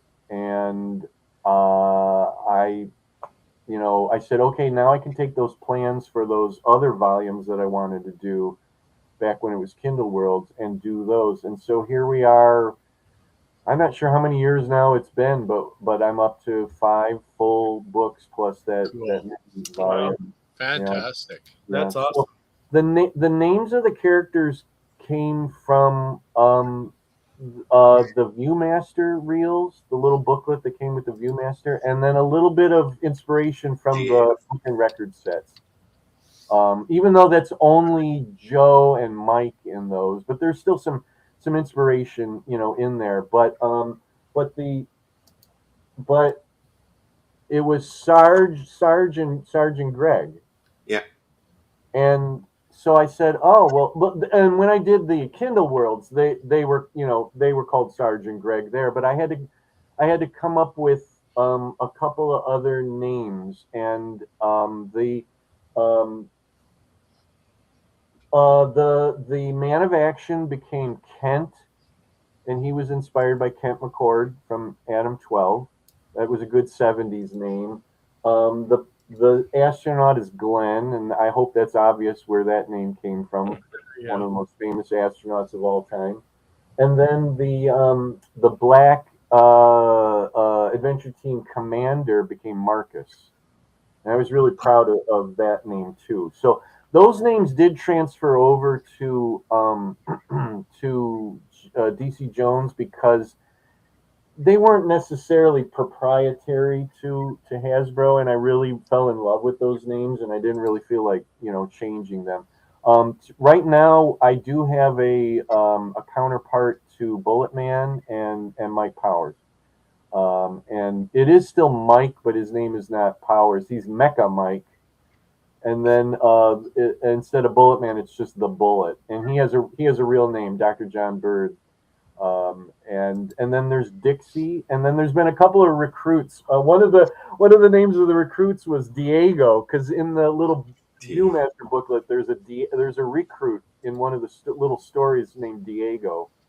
And so he's in the second book, but he washes out. Oops, spoiler alert. He doesn't make the cut. He washes out.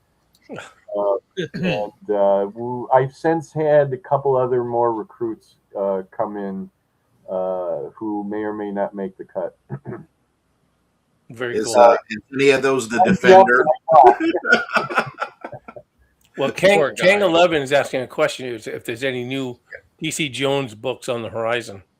Yeah, so just a few months back, I published Volume 5, and that was the one that I wrote within a month's time. That was literally written this past January, and I published it, I think by March, I think it was out. Yeah, I already have the idea for Volume 6. Books 1, 2, and 3 basically form a trilogy that I call the Cult trilogy, where the team is up against a worldwide cult that they're fighting. And spoiler alert, it's a snake cult. Har har. So, but that's the first 3 volumes, and so volume 4 and 5 are kind of more or less standalones as far as what their stories. They're not, interconnected. And those are ebooks only? No, ebooks and physical books. If you look at the covers for books 1 through 3, you'll see a more GI Joe inspiration. They look like window boxes. They look like the toy packages. I have a wonderful, wonderful artist named Matt Orsman, who he's really into what I do, and I can literally say, I need this, I need that. Yeah, there you go. Yeah, that's book 2. Yeah, it looks, and it's funny. Amazon got after me when I published book 1, because at the bottom it used to say includes, and it said, shirt, pants, shark, and whatever else. And it was out for a couple months, and next thing I know, Amazon's like, we can't approve your cover. And I'm like, it's already been published. And they're like, it's misleading. Somebody might think that they actually get those things when they order the book. And I'm like, you've got Here's your sign. Yeah, so there's some printings out there that still have the original wording at the bottom. We changed it to the names of the story and my name, because my name was not on the cover at all, because I wanted to preserve the idea that it's a toy package, So there's a little price sticker on the front of each book. I saw that. If you look really closely, it says Becky's as the name of a store. That's my that's my late wife. My publishing company for DC Jones is called Becky Books. So Matt did that completely on his own, and it was a lovely little touch. But I would love to dive right back in and complete a second, basically trilogy, do book 6.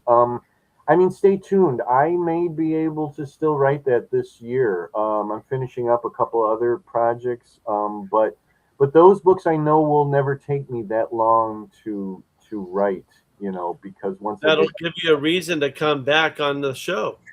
See, there you go. If for no other reason. So, but it's funny. I love GI Joe fans, but they've never really embraced the books. And it was weird. I went to, a couple of action figure conventions, like in the Kentucky show or whatever. I've done it twice, and sold a lot of other stuff, but not very many DC Jones books. It's this weird thing. I don't know. I assume that GI Joe fans know how to read, right? Not Stacy. You assume wrong. Yeah, you never know. But yeah, you never know. And then non-GI Joe fans have looked at them and think that they need to know about GI Joe to be able to enjoy the book. And I'm like, so I kind of maybe shot myself in the foot a little bit by designing those covers like that. They totally, amused me to no end, but they kind of gave the impression that you needed to know that stuff when you don't. As far as I'm concerned, if you like action, adventure, and pulpy style, things, and you're familiar with what the 1970s were, because they're all set in the 70s, then you don't need to know anything about GI Joe. It's all explained in there. It's a group of guys who go out into the world and do good and capture animals or fight some bad guys or save people from volcanoes and earthquakes and hurricanes and shit like that, So Yeah. that's all you really know. And if you start from the beginning, once you get how many books in, you're gonna know these characters, or at least if I've done my job right.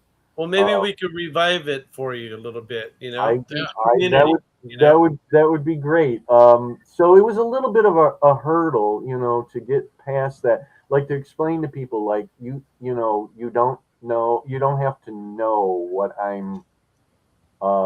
what I'm doing a pastiche of, like it's grown beyond that anyways. But if you are an Adventure Team fan, you'll know exactly what I'm doing. Read some of my reviews. Yeah. We've got guys who've gone like, "Oh my God, I felt like a kid again when I read these." Or like Jim somehow peered into my head and took my childhood memories right out of my head and put them on the page. And honestly, guys, you can't get a better compliment than that. No. I think Well, Yeah. that's what I'm trying to put across. Is not not necessarily those specific toys, but that joy of playing with action figures and that sort of thing. Yeah. we have a Question. question here. Yeah, Um, Zig. Okay. The one where you've got the cover, it's a Foot Locker, the accessories. Yeah. That's the mini volume. So Okay. I think The it was assortment. after book 2 I did that, and what that is I jump back. The first book is 73, and then 74, 75, 76. I jumped backwards to 72, and I wanted to write little short stories that spotlighted some of the characters. Like Okay. they weren't not necessarily with the other rest of the team. They got their own little mini Vignettes. adventures. Yeah. And I did it that it was Like a prequel, kind of. in a way, yeah. I mean, it's set in 1972, so the later stuff hasn't happened to them, yet. But it was more like giving them more chance to grow as characters, because what it is each little story is supposed to be this like news program, like 60 Minutes, where there's Maureen Fairborn, who is the host of the show, and it's like what they used to call a magazine show, where there would be like Right. articles, Yeah. And what she did is she was doing a series of video articles of checking in with the Adventure Command, and she would kind of follow them on adventures, and like the dialogue is literally like I say Sarge, and then he would say what he'd say, like he's being interviewed, and stuff like that. So Cool. I love finding new ways to do this kind of stuff. Right. And then the last story is something really different that I tried, where it's a little adventure of a group of kids who are all fans of the Adventure Command, and they start a Adventure Command Junior. They at the end of the story, they contact Jones and the team and basically sort of say, like, can we start a club, called Adventure Command Junior? So, and I haven't followed up on it yet, but I want to kind of write a little bit more with them. Book 4 of the full volume is really different. It's what if there was an Adventure Command TV series in the 70s that ran one season and then no more after that. And to this day, you cannot watch the show. There's nothing left from it. There's no tapes of it, video. You can't find it on YouTube. There was never home media for it. The scripts disappeared. We don't even have credit listings. We don't know who the directors were, who some of the stars were. But the publisher found a box in the home of a writer who had just passed away, and he was someone who did novelizations for TV shows and movies. And the publisher found 6 novelizations of 6 episodes of the show that were never published. Oh wow! It's the only time the world today can know what the hell happened. What was the show like? Because like some of us older people only have dim memories of it, and sometimes we ask ourselves if it ever really happened. so it's six write-ups of 6 different episodes, and they even have numbers, and it's it jumps through the 24 episodes of the season. Yeah.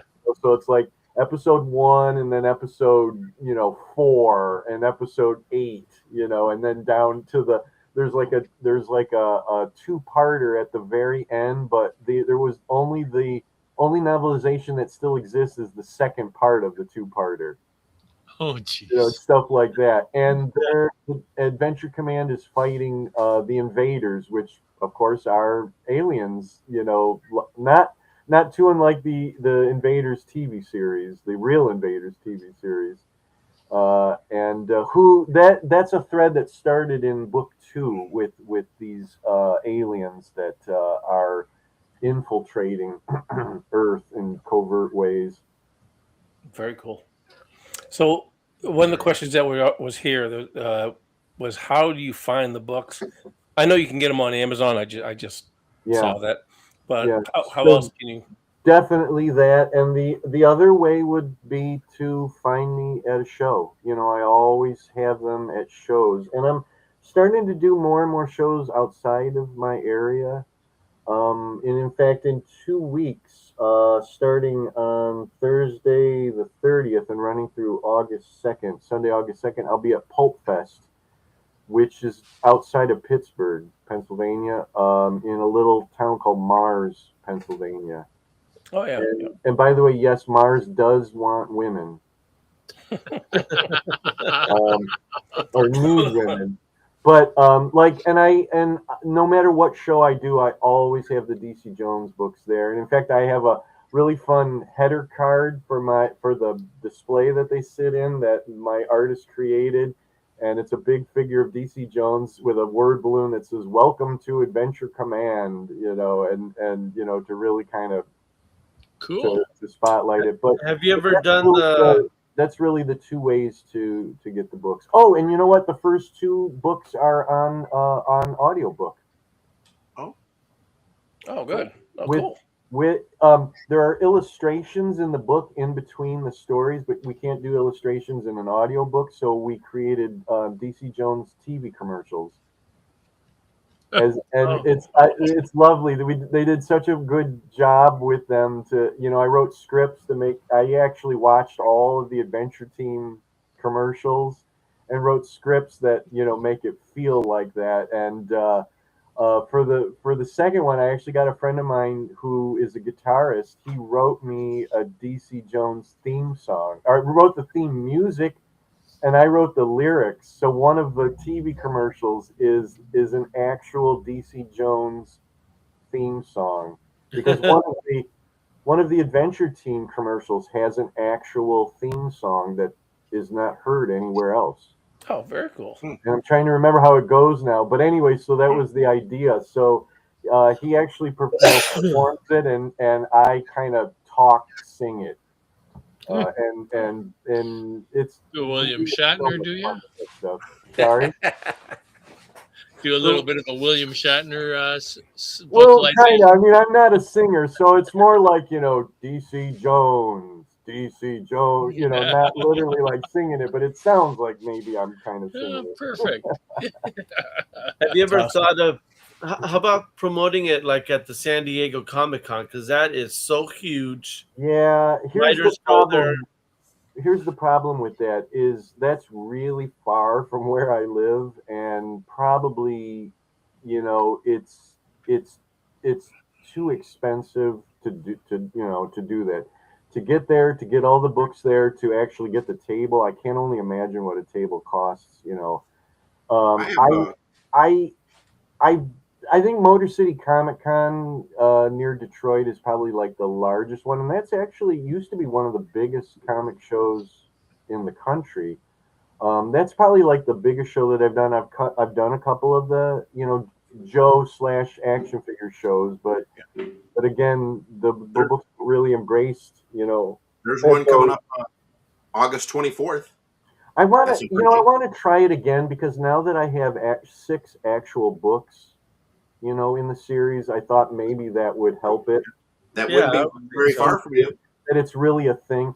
I also have a nonfiction book called The Joy of Joe, which is essays from writers Yeah. all through the era of growing up, their memories of growing up with G.I. Joe from the 60s to the 80s, or actually a little into the 90s too. Yeah. I realize it's not much of a notice, but it's like a month away. The 24th No, of with, August. Or the with Folk 23rd. Fest coming up, that would be hard. I totally Yeah. appreciate that very much, but yeah, I'm gonna have to. That one I probably won't be able to do, but it's probably gonna be like next year because by then I might actually have the 6th full volume to have Sure. 2 trilogies plus the mini volume, and then I have the 2 audio books. Someday I'd like to. If it would take off more, I'd like to do, get someone to 3D print little plastic figures, not unlike something like this. We happen to know a couple guys. Well, This is true. well, come and talk to me, and maybe that we can get something like that done. We got to get you to do a DC Jones and a 12-inch. That's what we need. Well, the thing is, guys, is like a lot of that is kind of on hold because I'd have to see the interest in the books to Yeah, put yeah. the Yeah. resources into Sure.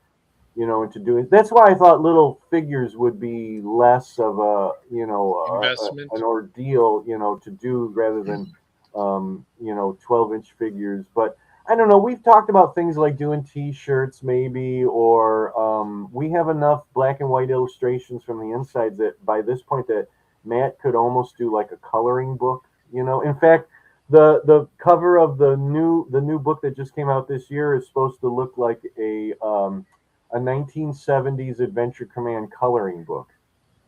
So it's in that like more cartoony style. Matt did such a good job on emulating that look. That he did. The book 4 looks like a TV guide cover, except it's called Yeah. TV Target.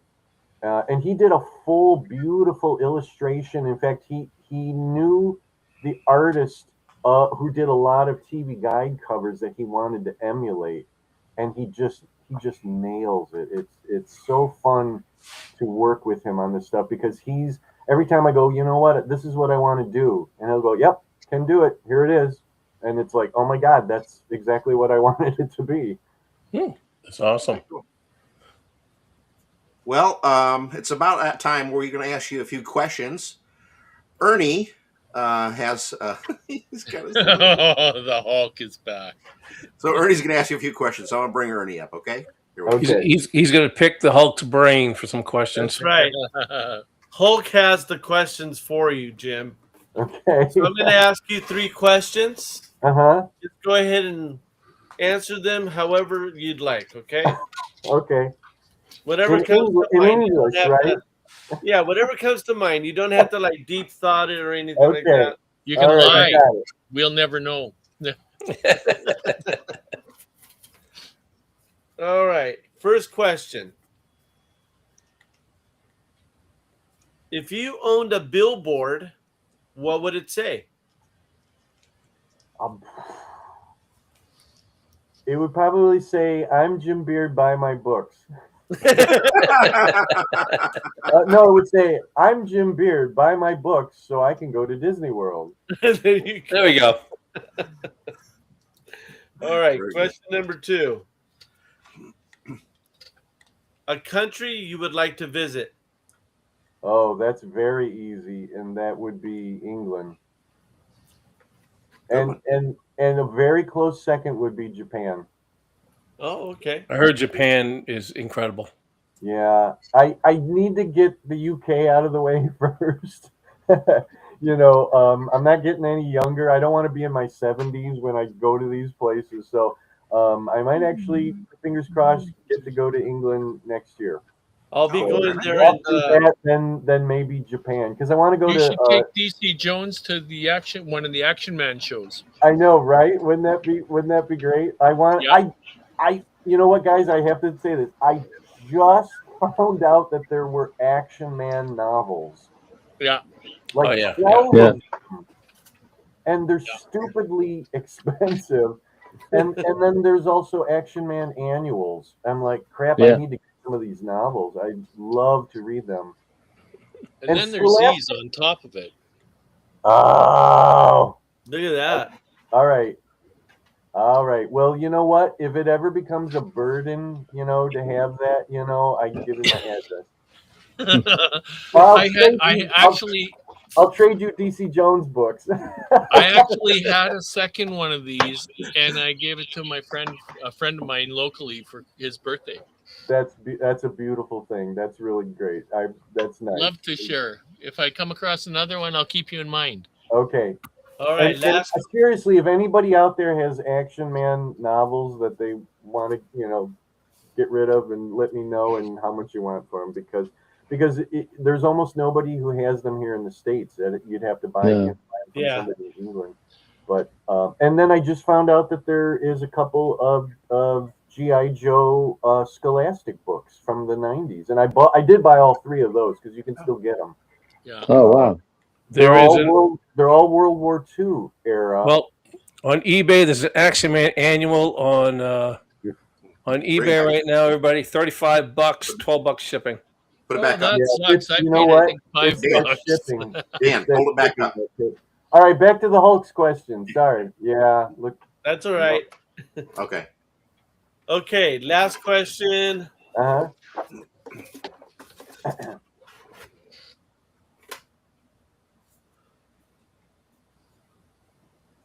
All right, this is a good one. One rule you try to live by. Oh, I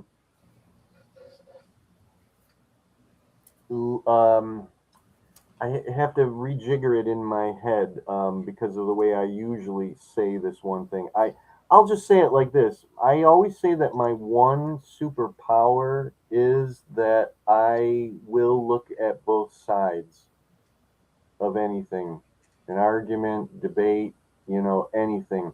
I may not always agree with both sides, but I will always hear out both sides of anything because I think that's fair and I think that's going to help me, understand what's going on. And so that is something that I've always carried, along is hear out both sides. That's all. That's a good idea. That's a good Very answer. good. Good answer. Thank you. Thank you. You're very welcome. All right. So you'll be invited again. Those were good answers. Okay, you like the billboard answer, I know. So yeah, I appreciate that. Thank you.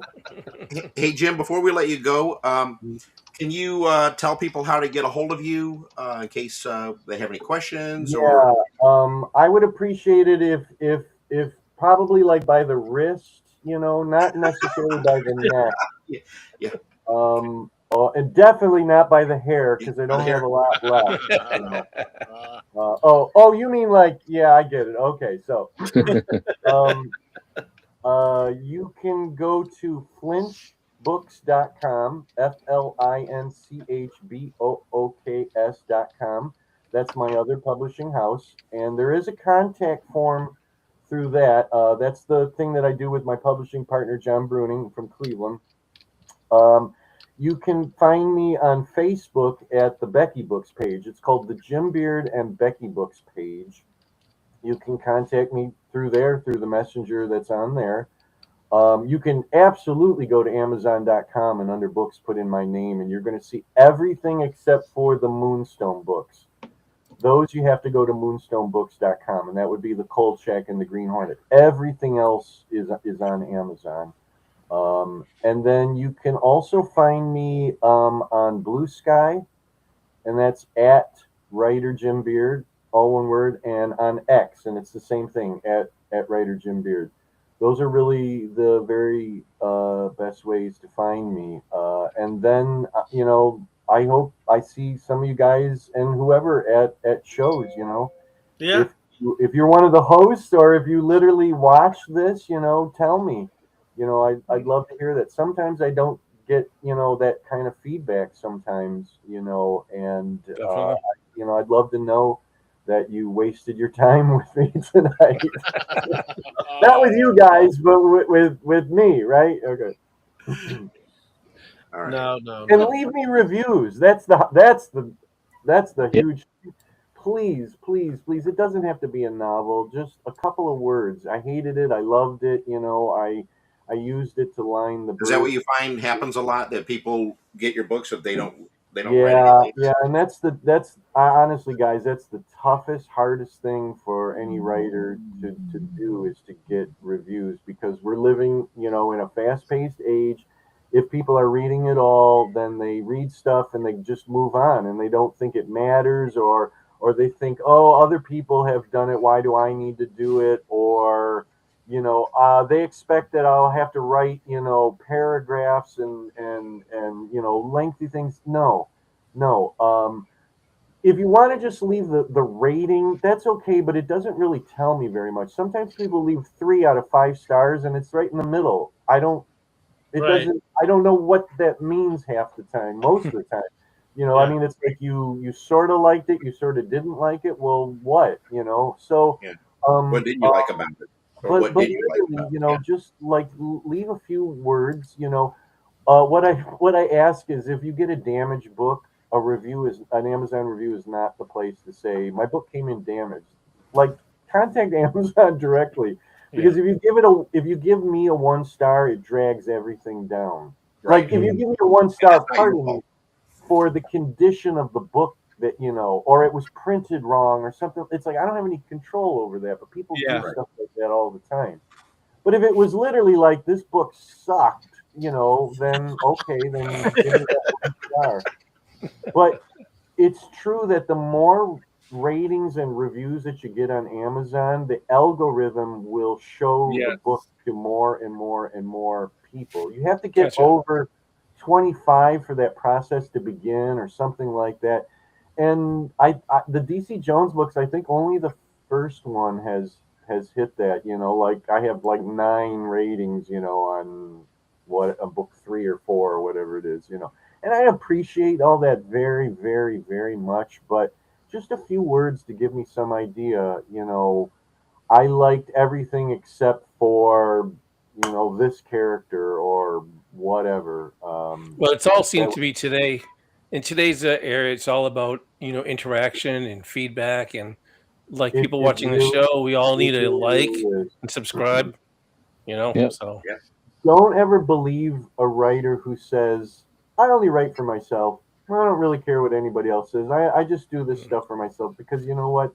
It's baloney for the most part.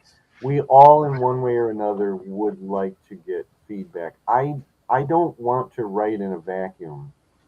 No. I'm a storyteller. I write because I want to tell stories that people read. Want to read, right? Like it or love it, I want to tell stories, and I don't want to just sit there and tell stories to myself. Gotcha. And that's really, what it comes down to. I'm not just doing this for myself. There's some ego involved in that, but you know what? I'm a writer. That's, we have egos. Sorry. Yeah. Very cool. Yeah. Well, we really appreciate you coming on. It was fantastic. Guys, this has been thank you so much. Good show. Very good show, Jim. Fun. Thank you. Great to Thank get you. to. Yeah. Thank you. Well, thank you, Jim. Appreciate you coming on. Thanks, everyone, for watching the show tonight. The author, Jim Beard. So if you want to look up some of his stuff, go to Amazon, or he also gave you all the information to check him out on emails and stuff like that. So our next guest is going to be Steve-O's Toys. That will be episode number 29. Yep, episode number 29. And we'll say goodnight to you now and see you next week. Ernie's playing with his little doll again. Right, she's clothes for a change. This is sideshow. Brighter. She's got clothes on. Here, Ernie, show it. There you go. There you go. It is a good likeness. Yes. Yes. I will say. And he froze. And he froze. But at least we got a good one. He's like checking it out. You got to do the hiss. Yep. Yeah. he's gone. As soon as I take him back off it, his picture will disappear on the side. Oh, there he is. There he is. He's back. Yeah, it disappeared for some reason. Yeah. It's your food. It's calling you, right? Yep. Dinner time. It is dinner time. Yeah. Ding, ding, ding. It is dinner time. Yeah, but she's great, man. Yeah. She's a good figure. Yeah. Sideshow. Does she have the bendy arms, or is that fabric They on are the arm? they are the bendy arms. They are the bendy ones? Oh, I thought those didn't have them. Oh, that's nice. Yeah. That's cool. Very Also much. she have Lancaster. Yeah. Wait a minute. Did she have exposed arms in the movie? I thought they were wrapped. They were wrapped. They're wrapped. Okay. Yeah. What you do? Well, you Ernie? can't see the peel, joints What you then. do? Peel off the wrapping off her arms? No, I don't think she came with He drapes it over his face. Oh, Elsa, I love you. So No, her arms are bare, Ernie? I think the arms were bare, if I remember correctly. I don't Yeah, remember. she had wrapped all the way down to her I thought they knuckles. were wrapped. Yeah. They're wrapped to Yeah, her. yeah, but don't they come off before the end of the film, though? No, the wrappings No, are the there. wrap is there. No, I don't think so. She's wrapped like a mummy, Right. and then they take off the head wrappings. Then Right. they drape the gown. The gown over on top and of her it, yeah. arms are still showing. Yeah. And Yeah. she's Right. walking around Right, with and then her her hands arms are out. out, right. She's all Yeah. wrapped up.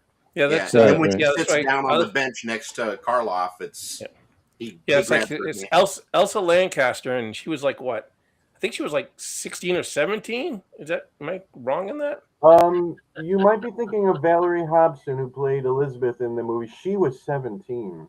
Yeah, no, I think Elsa Lancaster was really young too. I know Elsa was young, but I don't think she was as young as Valerie in that. No, I But think she was could be like wrong. 24 or something like that. Yeah, but Yeah. Valerie was very young in that Yep. in Bride of Frankenstein, and gorgeous, Oh if yeah. I may say so. Yeah. Okay, guys. All right, Thanks guys. for being here tonight and tuning in. And Thanks. we'll see you Next week. Oh, I didn't wave flags. Okay. Bye, everybody. For Murray. Bye, everybody. Bye, Murray. Please like, share, and subscribe. Thanks for watching.